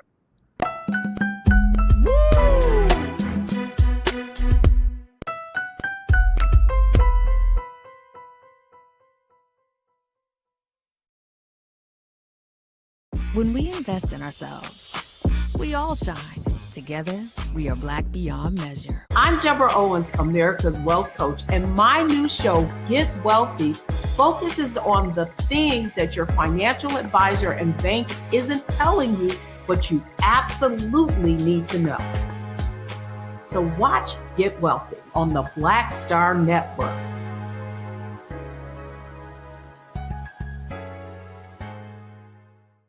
Hi, I'm Dr. Jackie Hood Martin, and I have a question for you. Ever feel as if your life is teetering and the weight and pressure of the world is consistently on your shoulders? Well, let me tell you, living a balanced life isn't easy. Join me each Tuesday on Black Star Network for A Balanced Life with Dr. Jackie. We'll laugh together, cry together, pull ourselves together, and cheer each other on. So join me for new shows each Tuesday on Black Star Network, A Balanced Life with Dr. Jackie.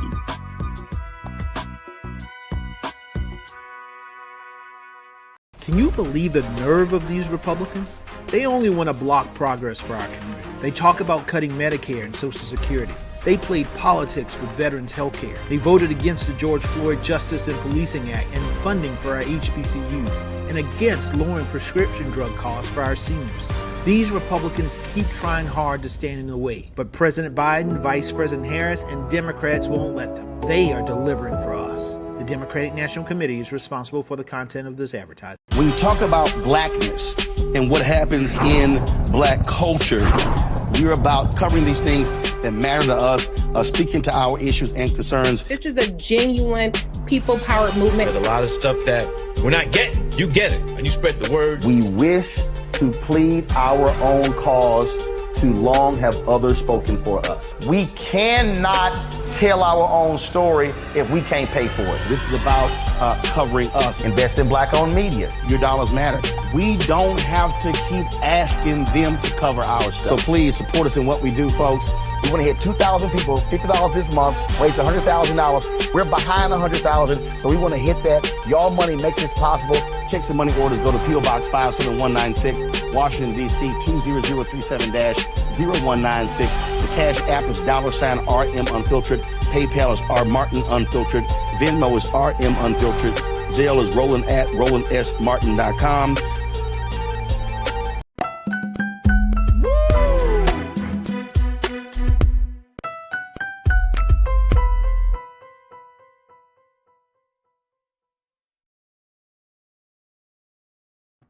All right, folks, welcome back to The Culture here on the Black Star Network. Okay, so September 5th through September 11th is a special time of year because Maryland Public Television is going to do its part to celebrate the 101 HBCUs.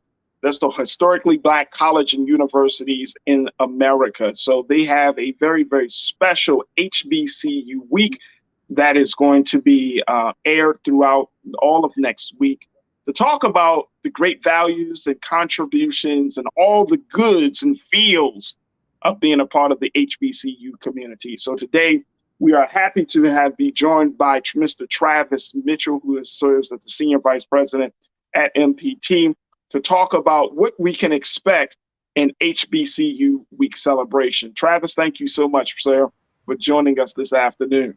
Yeah, thank you for having me. It's good to see you, my friend. Yes, sir, brother. Yes, sir.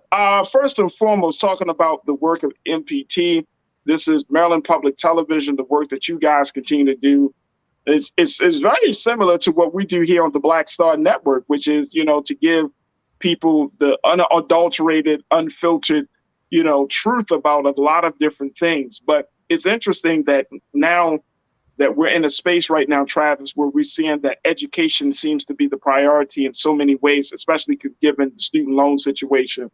but that has brought into the conversation how do we make sure that the HBCUs that we have in this country are sustained and stay viable and add as contributing factors to the culture and to the larger educational landscape. What do you see as how HBCUs are moving forward? Do you feel like we are shining enough positive light on what these institutions are bringing?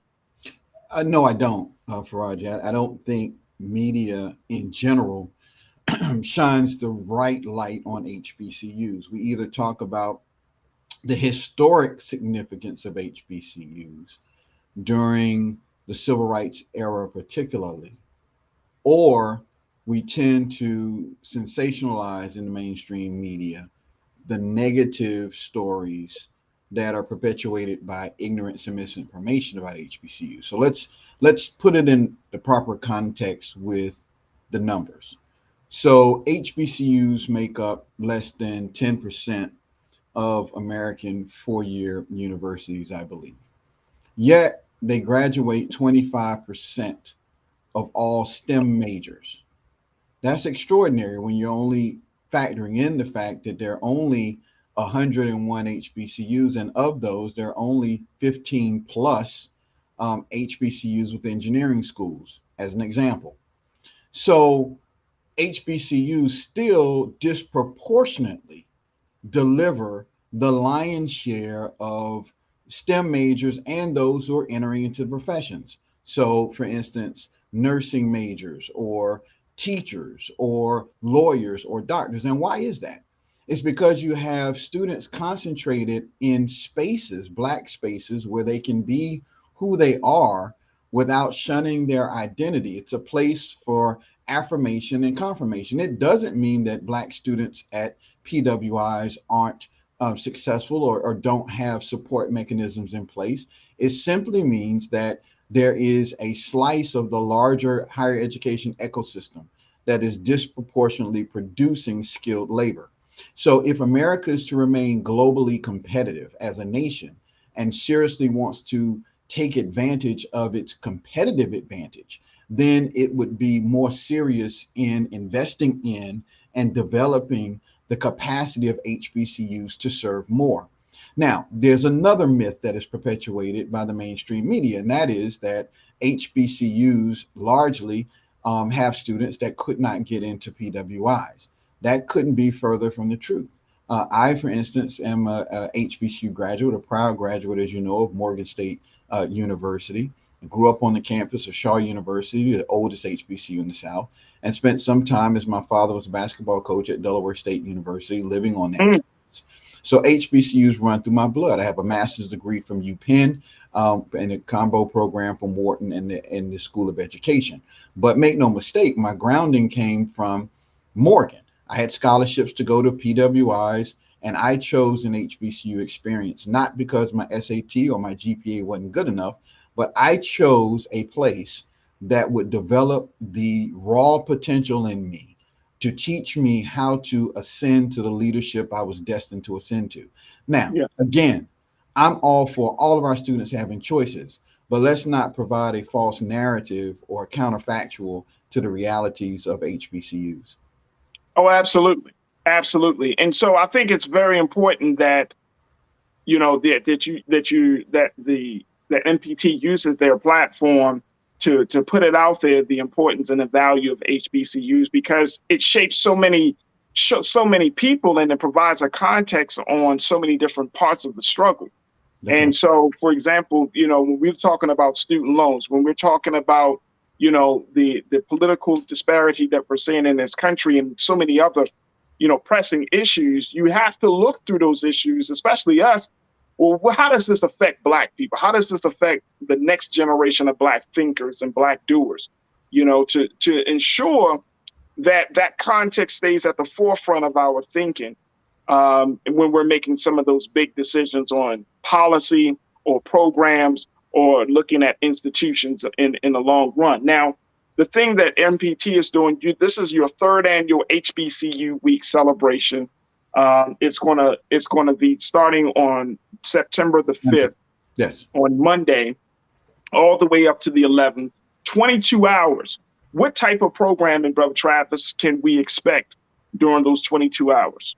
Well, first and foremost, this is a showcase opportunity for some dynamic filmmakers. Some of them are some incredibly dynamic filmmakers from Howard University, from North Carolina A&T, but it's where schools have control of their narrative. So if they have a documentary about their history, we have history documentaries, have documentaries about art and music, the contributions of HBCU graduates to sports and entertainment. But really, it's to make sure that we can showcase the type of films that haven't been seen on other media platforms. So it's an authentic week presenting the true narratives of HBCUs from the historic foundational past to what HBCUs are doing to have contemporary relevance. For instance, in the HBCUs in this area, the 6 HBCUs in the DC, Maryland, Virginia area, otherwise known as the DMV, we're focusing on many of their innovative programs, from cybersecurity to blockchain, to many of the programs that HBCUs have that are very unique that people don't know about because they don't get the type of exposure.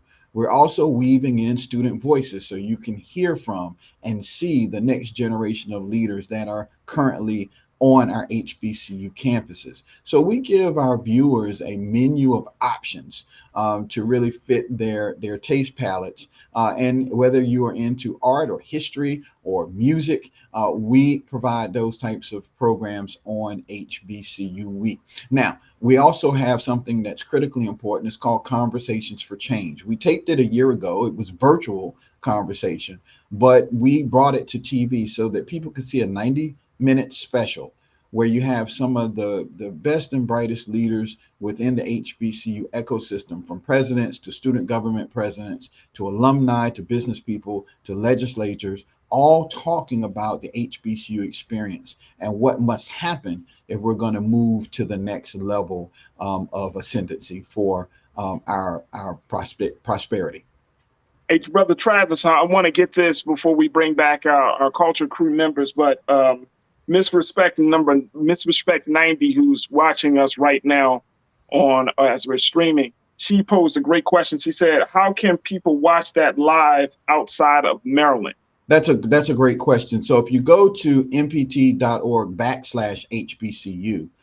if you go to the website, many of the shows will be available on demand. So if you go back to that website, as soon as it is over, you can see it. But also, if you go to the website, it'll tell you how you can watch via our stream anytime, anywhere. And I believe we have removed the geofencing, so you'll be able to stream it wherever you are. And Farajii, I will send you back a link that you can provide to those who support you, your viewers, so that you can share that information on an as-needed basis.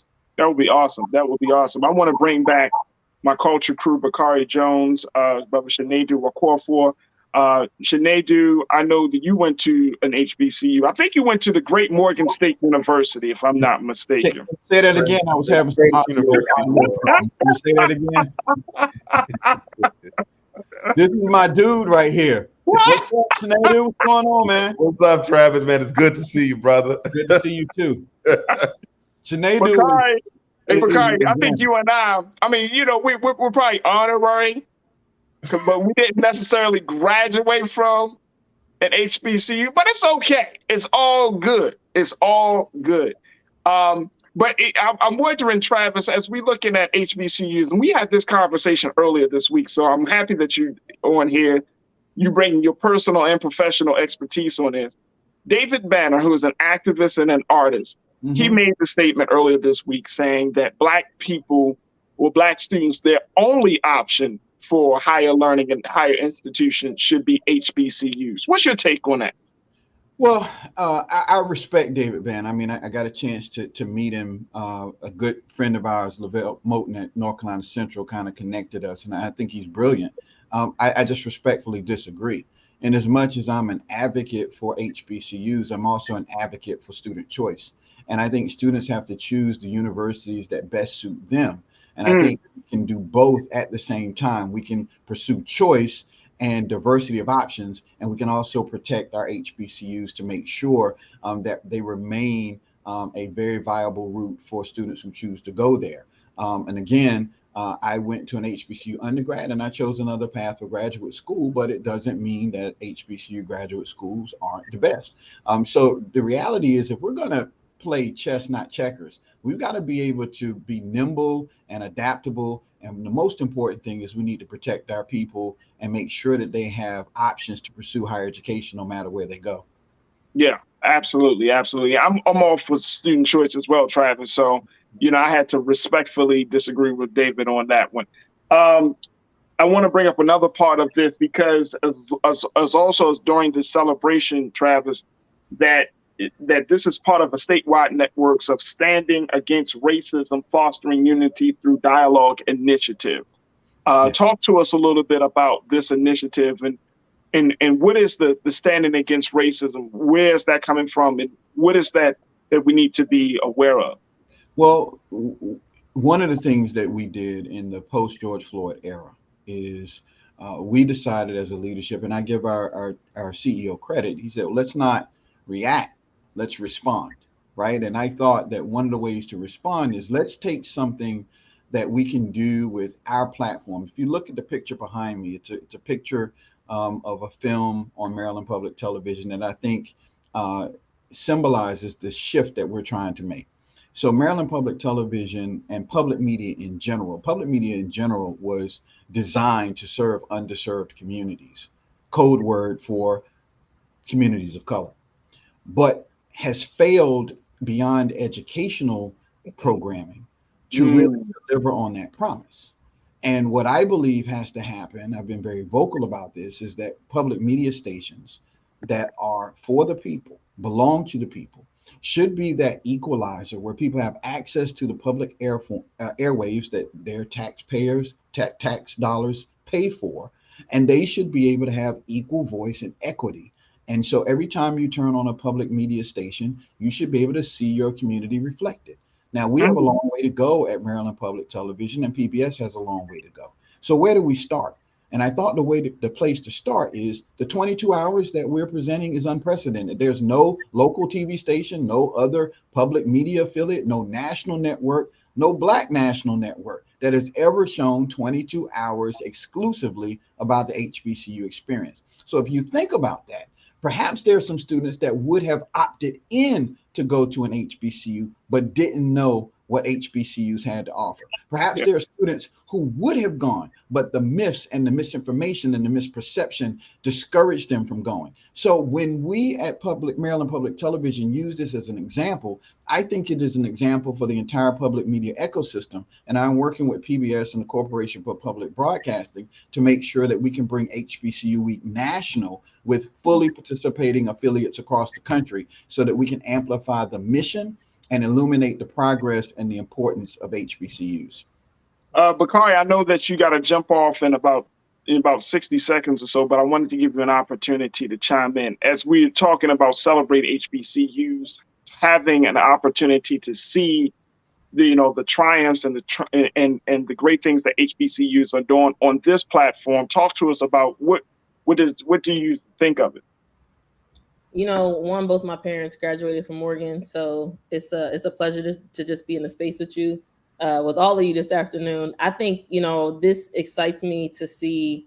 I think some of the myths dispelled about HBCU. So I'm excited about that aspect of the program, and I think just the opportunity for our culture to be celebrated in a different way. And this is breaking a record, right? Which is not something that's foreign to us culturally. So I think it's exciting, and hats off. I hope that, we could get to see this,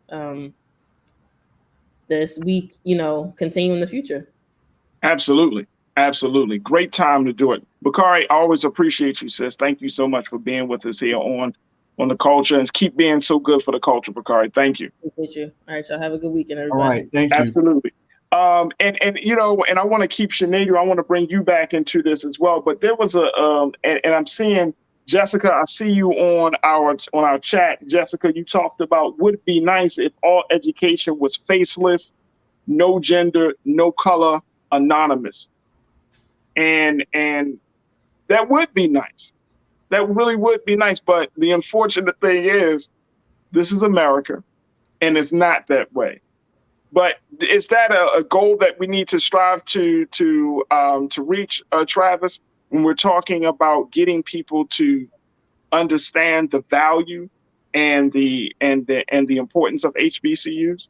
Yeah, well, there are a couple of things. First of all, HBCUs have been some of the most diverse campus environments since their inception, obviously, because you had white professors and you had white administrators and you had white students. What people don't realize is that in many communities, especially in the rural South, you had poor white students who also were students at HBCUs. So HBCUs were integrated long before diversity, equity, and inclusion and justice became a thing. Secondarily, I don't think it is reflective, or I don't think it goes against what Jessica's aspirational goals are, to be who you are. And the fact that students opt into an HBCU experience and they happen to be Black doesn't make it an exclusive environment to just Black people. I think what we're saying is that be who you are, be proud of who you are, and choose the culture that is best for you.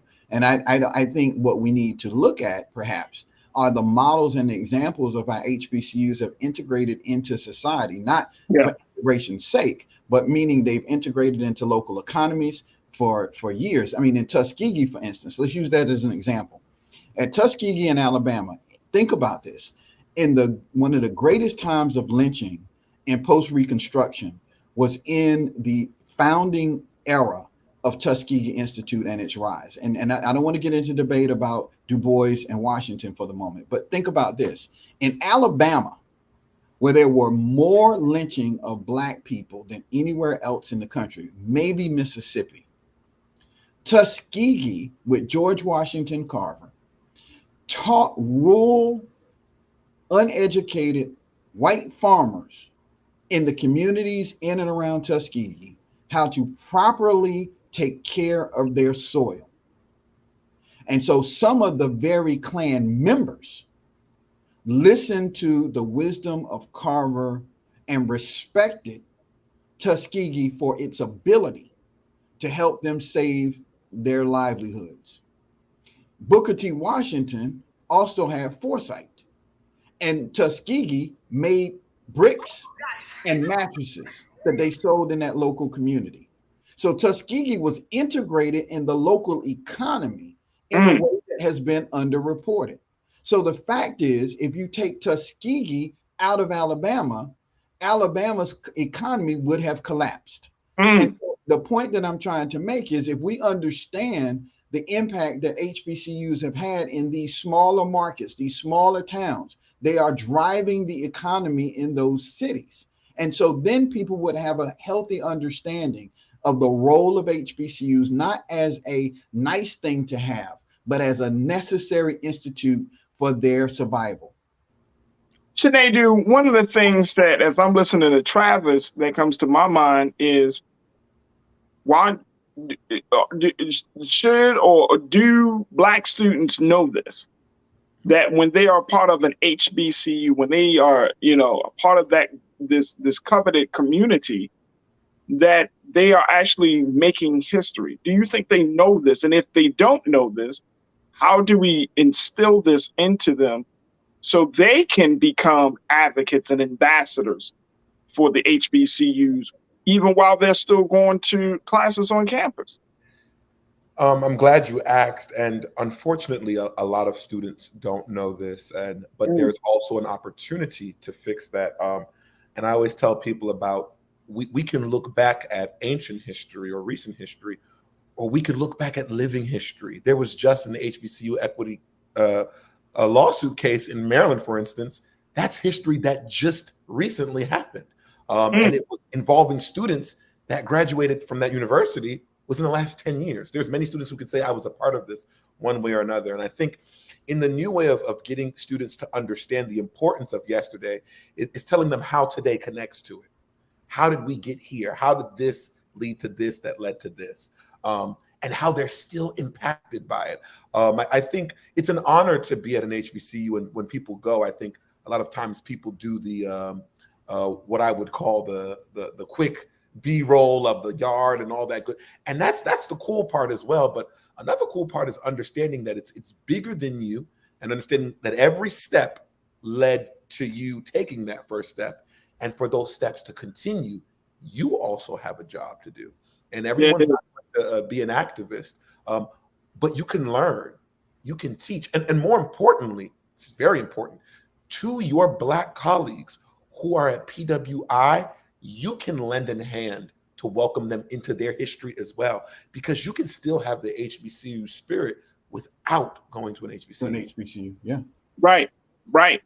And I think to my final question to you, Brother Travis, is that, to Sinead's point, we often see about the culture. And earlier this week when we talked about HBCUs, I was like, that we emphasize culture, but there needs to be more emphasis on the programs, the courses, because as you said earlier, Brother Travis, when you look at the colleges and universities and the DMV, the HBCUs and the DMV, you're talking about cybersecurity, you're talking about engineering, you're talking about, these are courses that can lead to answers to these long-standing systemic issues, and these are answers that that's being held by Black students, young Black men and young Black women, who can provide the answers to these problems that this country is currently facing. And I'm all for culture. I'm all for the bands and the games and the Black pride. But in this day and time, when people are looking for some sort of guidance, they're looking for when we're always asking the question, well, who is going to be the next to lead this generation? Or where do we go to find the answers to these problems? The HBCU has to be at the forefront as being that place, that source that's going to provide the answer. Let me combine two things for you brilliant young brothers, two things that you both have said. I think the culture that we want to emphasize is the culture of leadership. SNCC, Student Nonviolent Coordinating Committee, was founded on the campus of Shaw University in the 60s. SNCC was founded because Ella Baker, a person at that time would have been of my age, thought that it was important for students to maintain their own independence. HBCUs foster student leaders. No SNCC, no Civil Rights Act, no Voting Rights Act, no Obama. It's that simple. Now, let's look at where we are today. I came along at Morgan State University at a very critical time when Morgan was facing a lot of threats to its survival. And we were part of a student movement to activate our leadership to mobilize around support for our president and to press the state for its lack of funding over a 40-year period. We knew that our president had a 25-year building plan, a blueprint that had been blocked by the state of Maryland. That's where the seeds of the $577 million lawsuit were planted, because we took that challenge to the court of public opinion. 20 years later, Morgan received over $1.5 billion in capital improvements from the state, and then on top of that, was successful in getting this lawsuit settled along with the other HBCUs. But where I acted, I passed the baton to Sinead. And as a student activist on Morgan, he very much followed in the footsteps that I walked in, and I walked in others' footsteps. So Morgan is a place known for student leadership and student development. Now understand this, a Sinead and a Travis are only possible in an environment that lets us be who we are. Again, no Shaw University where I grew up on that campus, no Morgan, no me. So the reality is the culture we should be talking about is a culture of leadership. And if you use that as the paradigm, then brilliant students at Harvard, Yale, Towson, wherever they may be, brilliant Black students can come to a Morgan and feel safe in the free exchange of ideals and ideas without facing hostility. And you don't have to be a Black student. You can be a free thinker that desires a greater, freer society. And that's what makes HBCUs special. You don't have to look over your shoulders to say what the truth is. You don't have to reimagine anything. You don't have to make anything up. You can completely be who you are. And HBCUs remove then the barrier to excellence by removing the barrier to access. You can access the programs of your choice, you can access your future, and you can develop your future by going to a school that reinforces you and accepts you for who you uniquely are. That's what we want for our students of any color at any university. HBCUs just happen to be very skilled at advancing the progress of the students that come through their doors. So well said. Travis Mitchell, Senior Vice President for Maryland Public Television. Folks, we've been talking about HBCU Week, which is going to be celebrated starting on Monday, on September the 5th through September the 11th. 22 hours of fantastic premium content about HBCUs, not just to talk about the history, but discussing the ongoing legacy that HBCUs continue to make, even up to this present day. And so we invite you to check it out. You can go to their website to see it being streamed at mpt.org/HBCU, mpt.org/HBCU. Also, make sure y'all use the hashtag HBCU Week MD. Hashtag HBCU Week MD. Let your friends and family know about this, because even if you're in a state that doesn't have an HBCU, or you didn't go to an HBCU yourself, that does not mean that you can't benefit from this dynamic set of programs that will include films, one-on-one interviews, documentaries, and so much more. So make sure y'all check them out at mpt.org/HBCU. If you're in the DMV, you know you can just check out your local listing for MPT on your television. Travis, we got to bring you back, brother. Thank you, man. I'm proud of you, brothers. I'm proud of you, brothers. Oh. Keep doing what you're doing. We appreciate that. We appreciate that. Travis Mitchell checking in from MPT. Thank you, brother Travis. We appreciate it. Thank you, man. Bye-bye. Yes, sir. Brother Sinedu, I thank you. I thank you, man, for taking time out your busy Friday afternoon schedule. Thank you, brother. You got plans for the long weekend, Sinedu? Yes, just relaxation and a little bit of some revelry here with some libations. Well deserved. Put my labor to rest. Right. But I do want to say something real quick. Go ahead, bro. You, first of all, love your show and proud of your hair growth. I noticed. Yeah. How about that? That's great.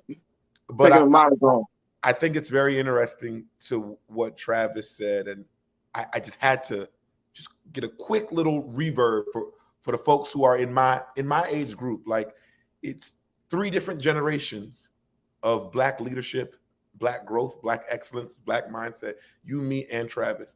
And it's so funny how we all literally are connected through that HBCU. That is fact. Yeah, that's a good point. That's how this works. And it doesn't stop at your local HBCU. It goes all around. Like, every time I hear stories about people, it goes all around. It is literally, the HBCU is our cookout. That's our meeting. That's our town square. And it's our town square, but everybody can come as well. It's very important to put that out there. Hey, bro, I appreciate you putting that out there. And it just sparked a thought in me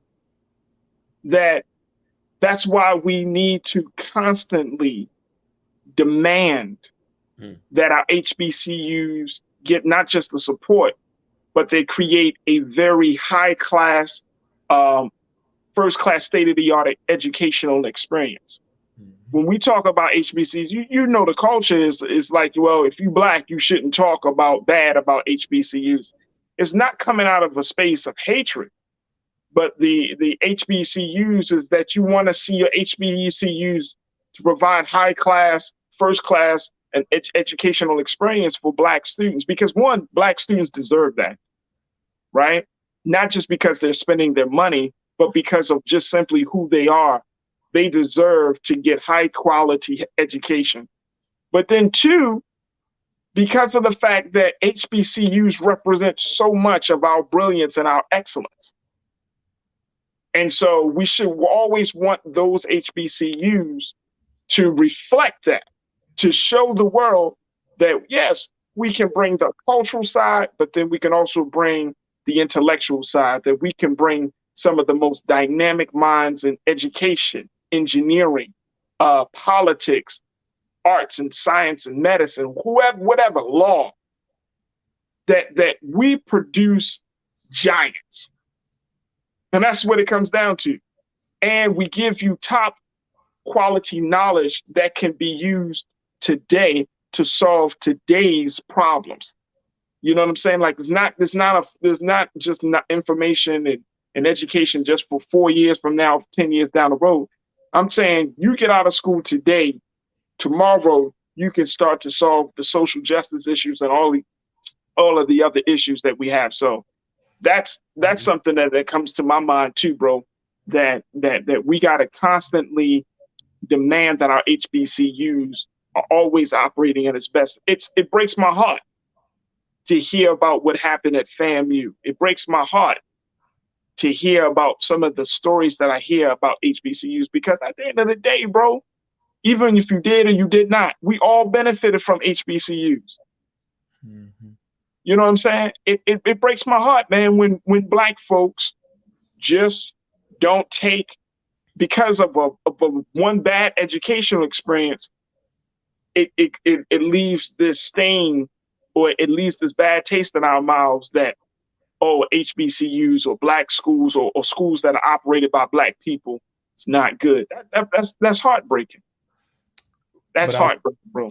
It is, and I it's very important to say this, that our culture, our history, and our importance as in self, is sacred. The statistics shows that HBCU admissions started to go up drastically after the summer of 2020, and we all know what happened there. We cannot continue to be reactionary to our own culture. We can't wait for it to become popular, because it's going to always be there for us. But we can honor it beforehand. We can honor it early. You know, don't wait for Beyonce to do Homecoming for you to understand that culture of HBCU made her put on the production. It's not the other way around. Right. So it's important that we honor it, because it's not a fad or a phase.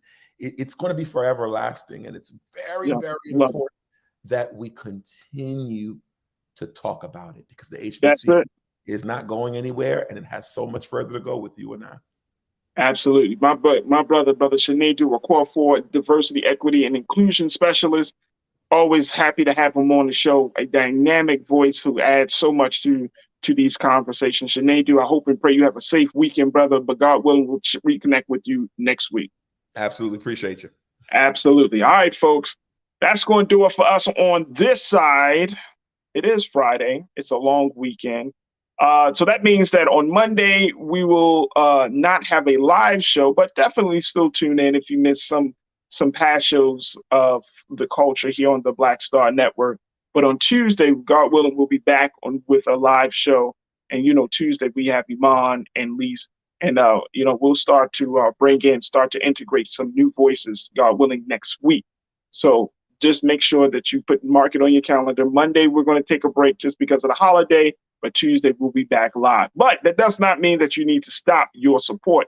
Your support should continue to run through. As you're talking to your family and friends, you're spending time at the cookouts and all of those things that you got, make sure you let your family and friends know that, hey, look, I tune into Black Star Network to get my news and information.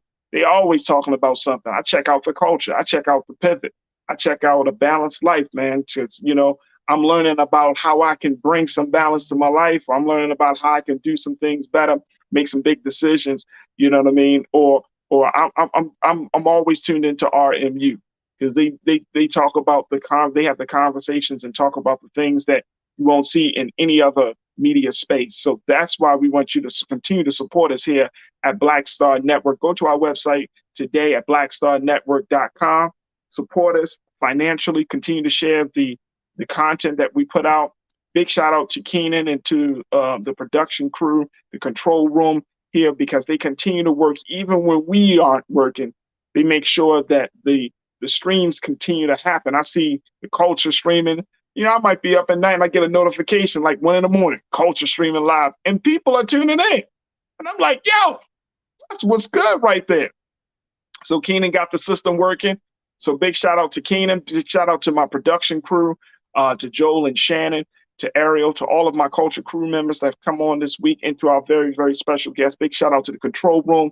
Thank you for making the show so good and to keep the quality up. So thank you.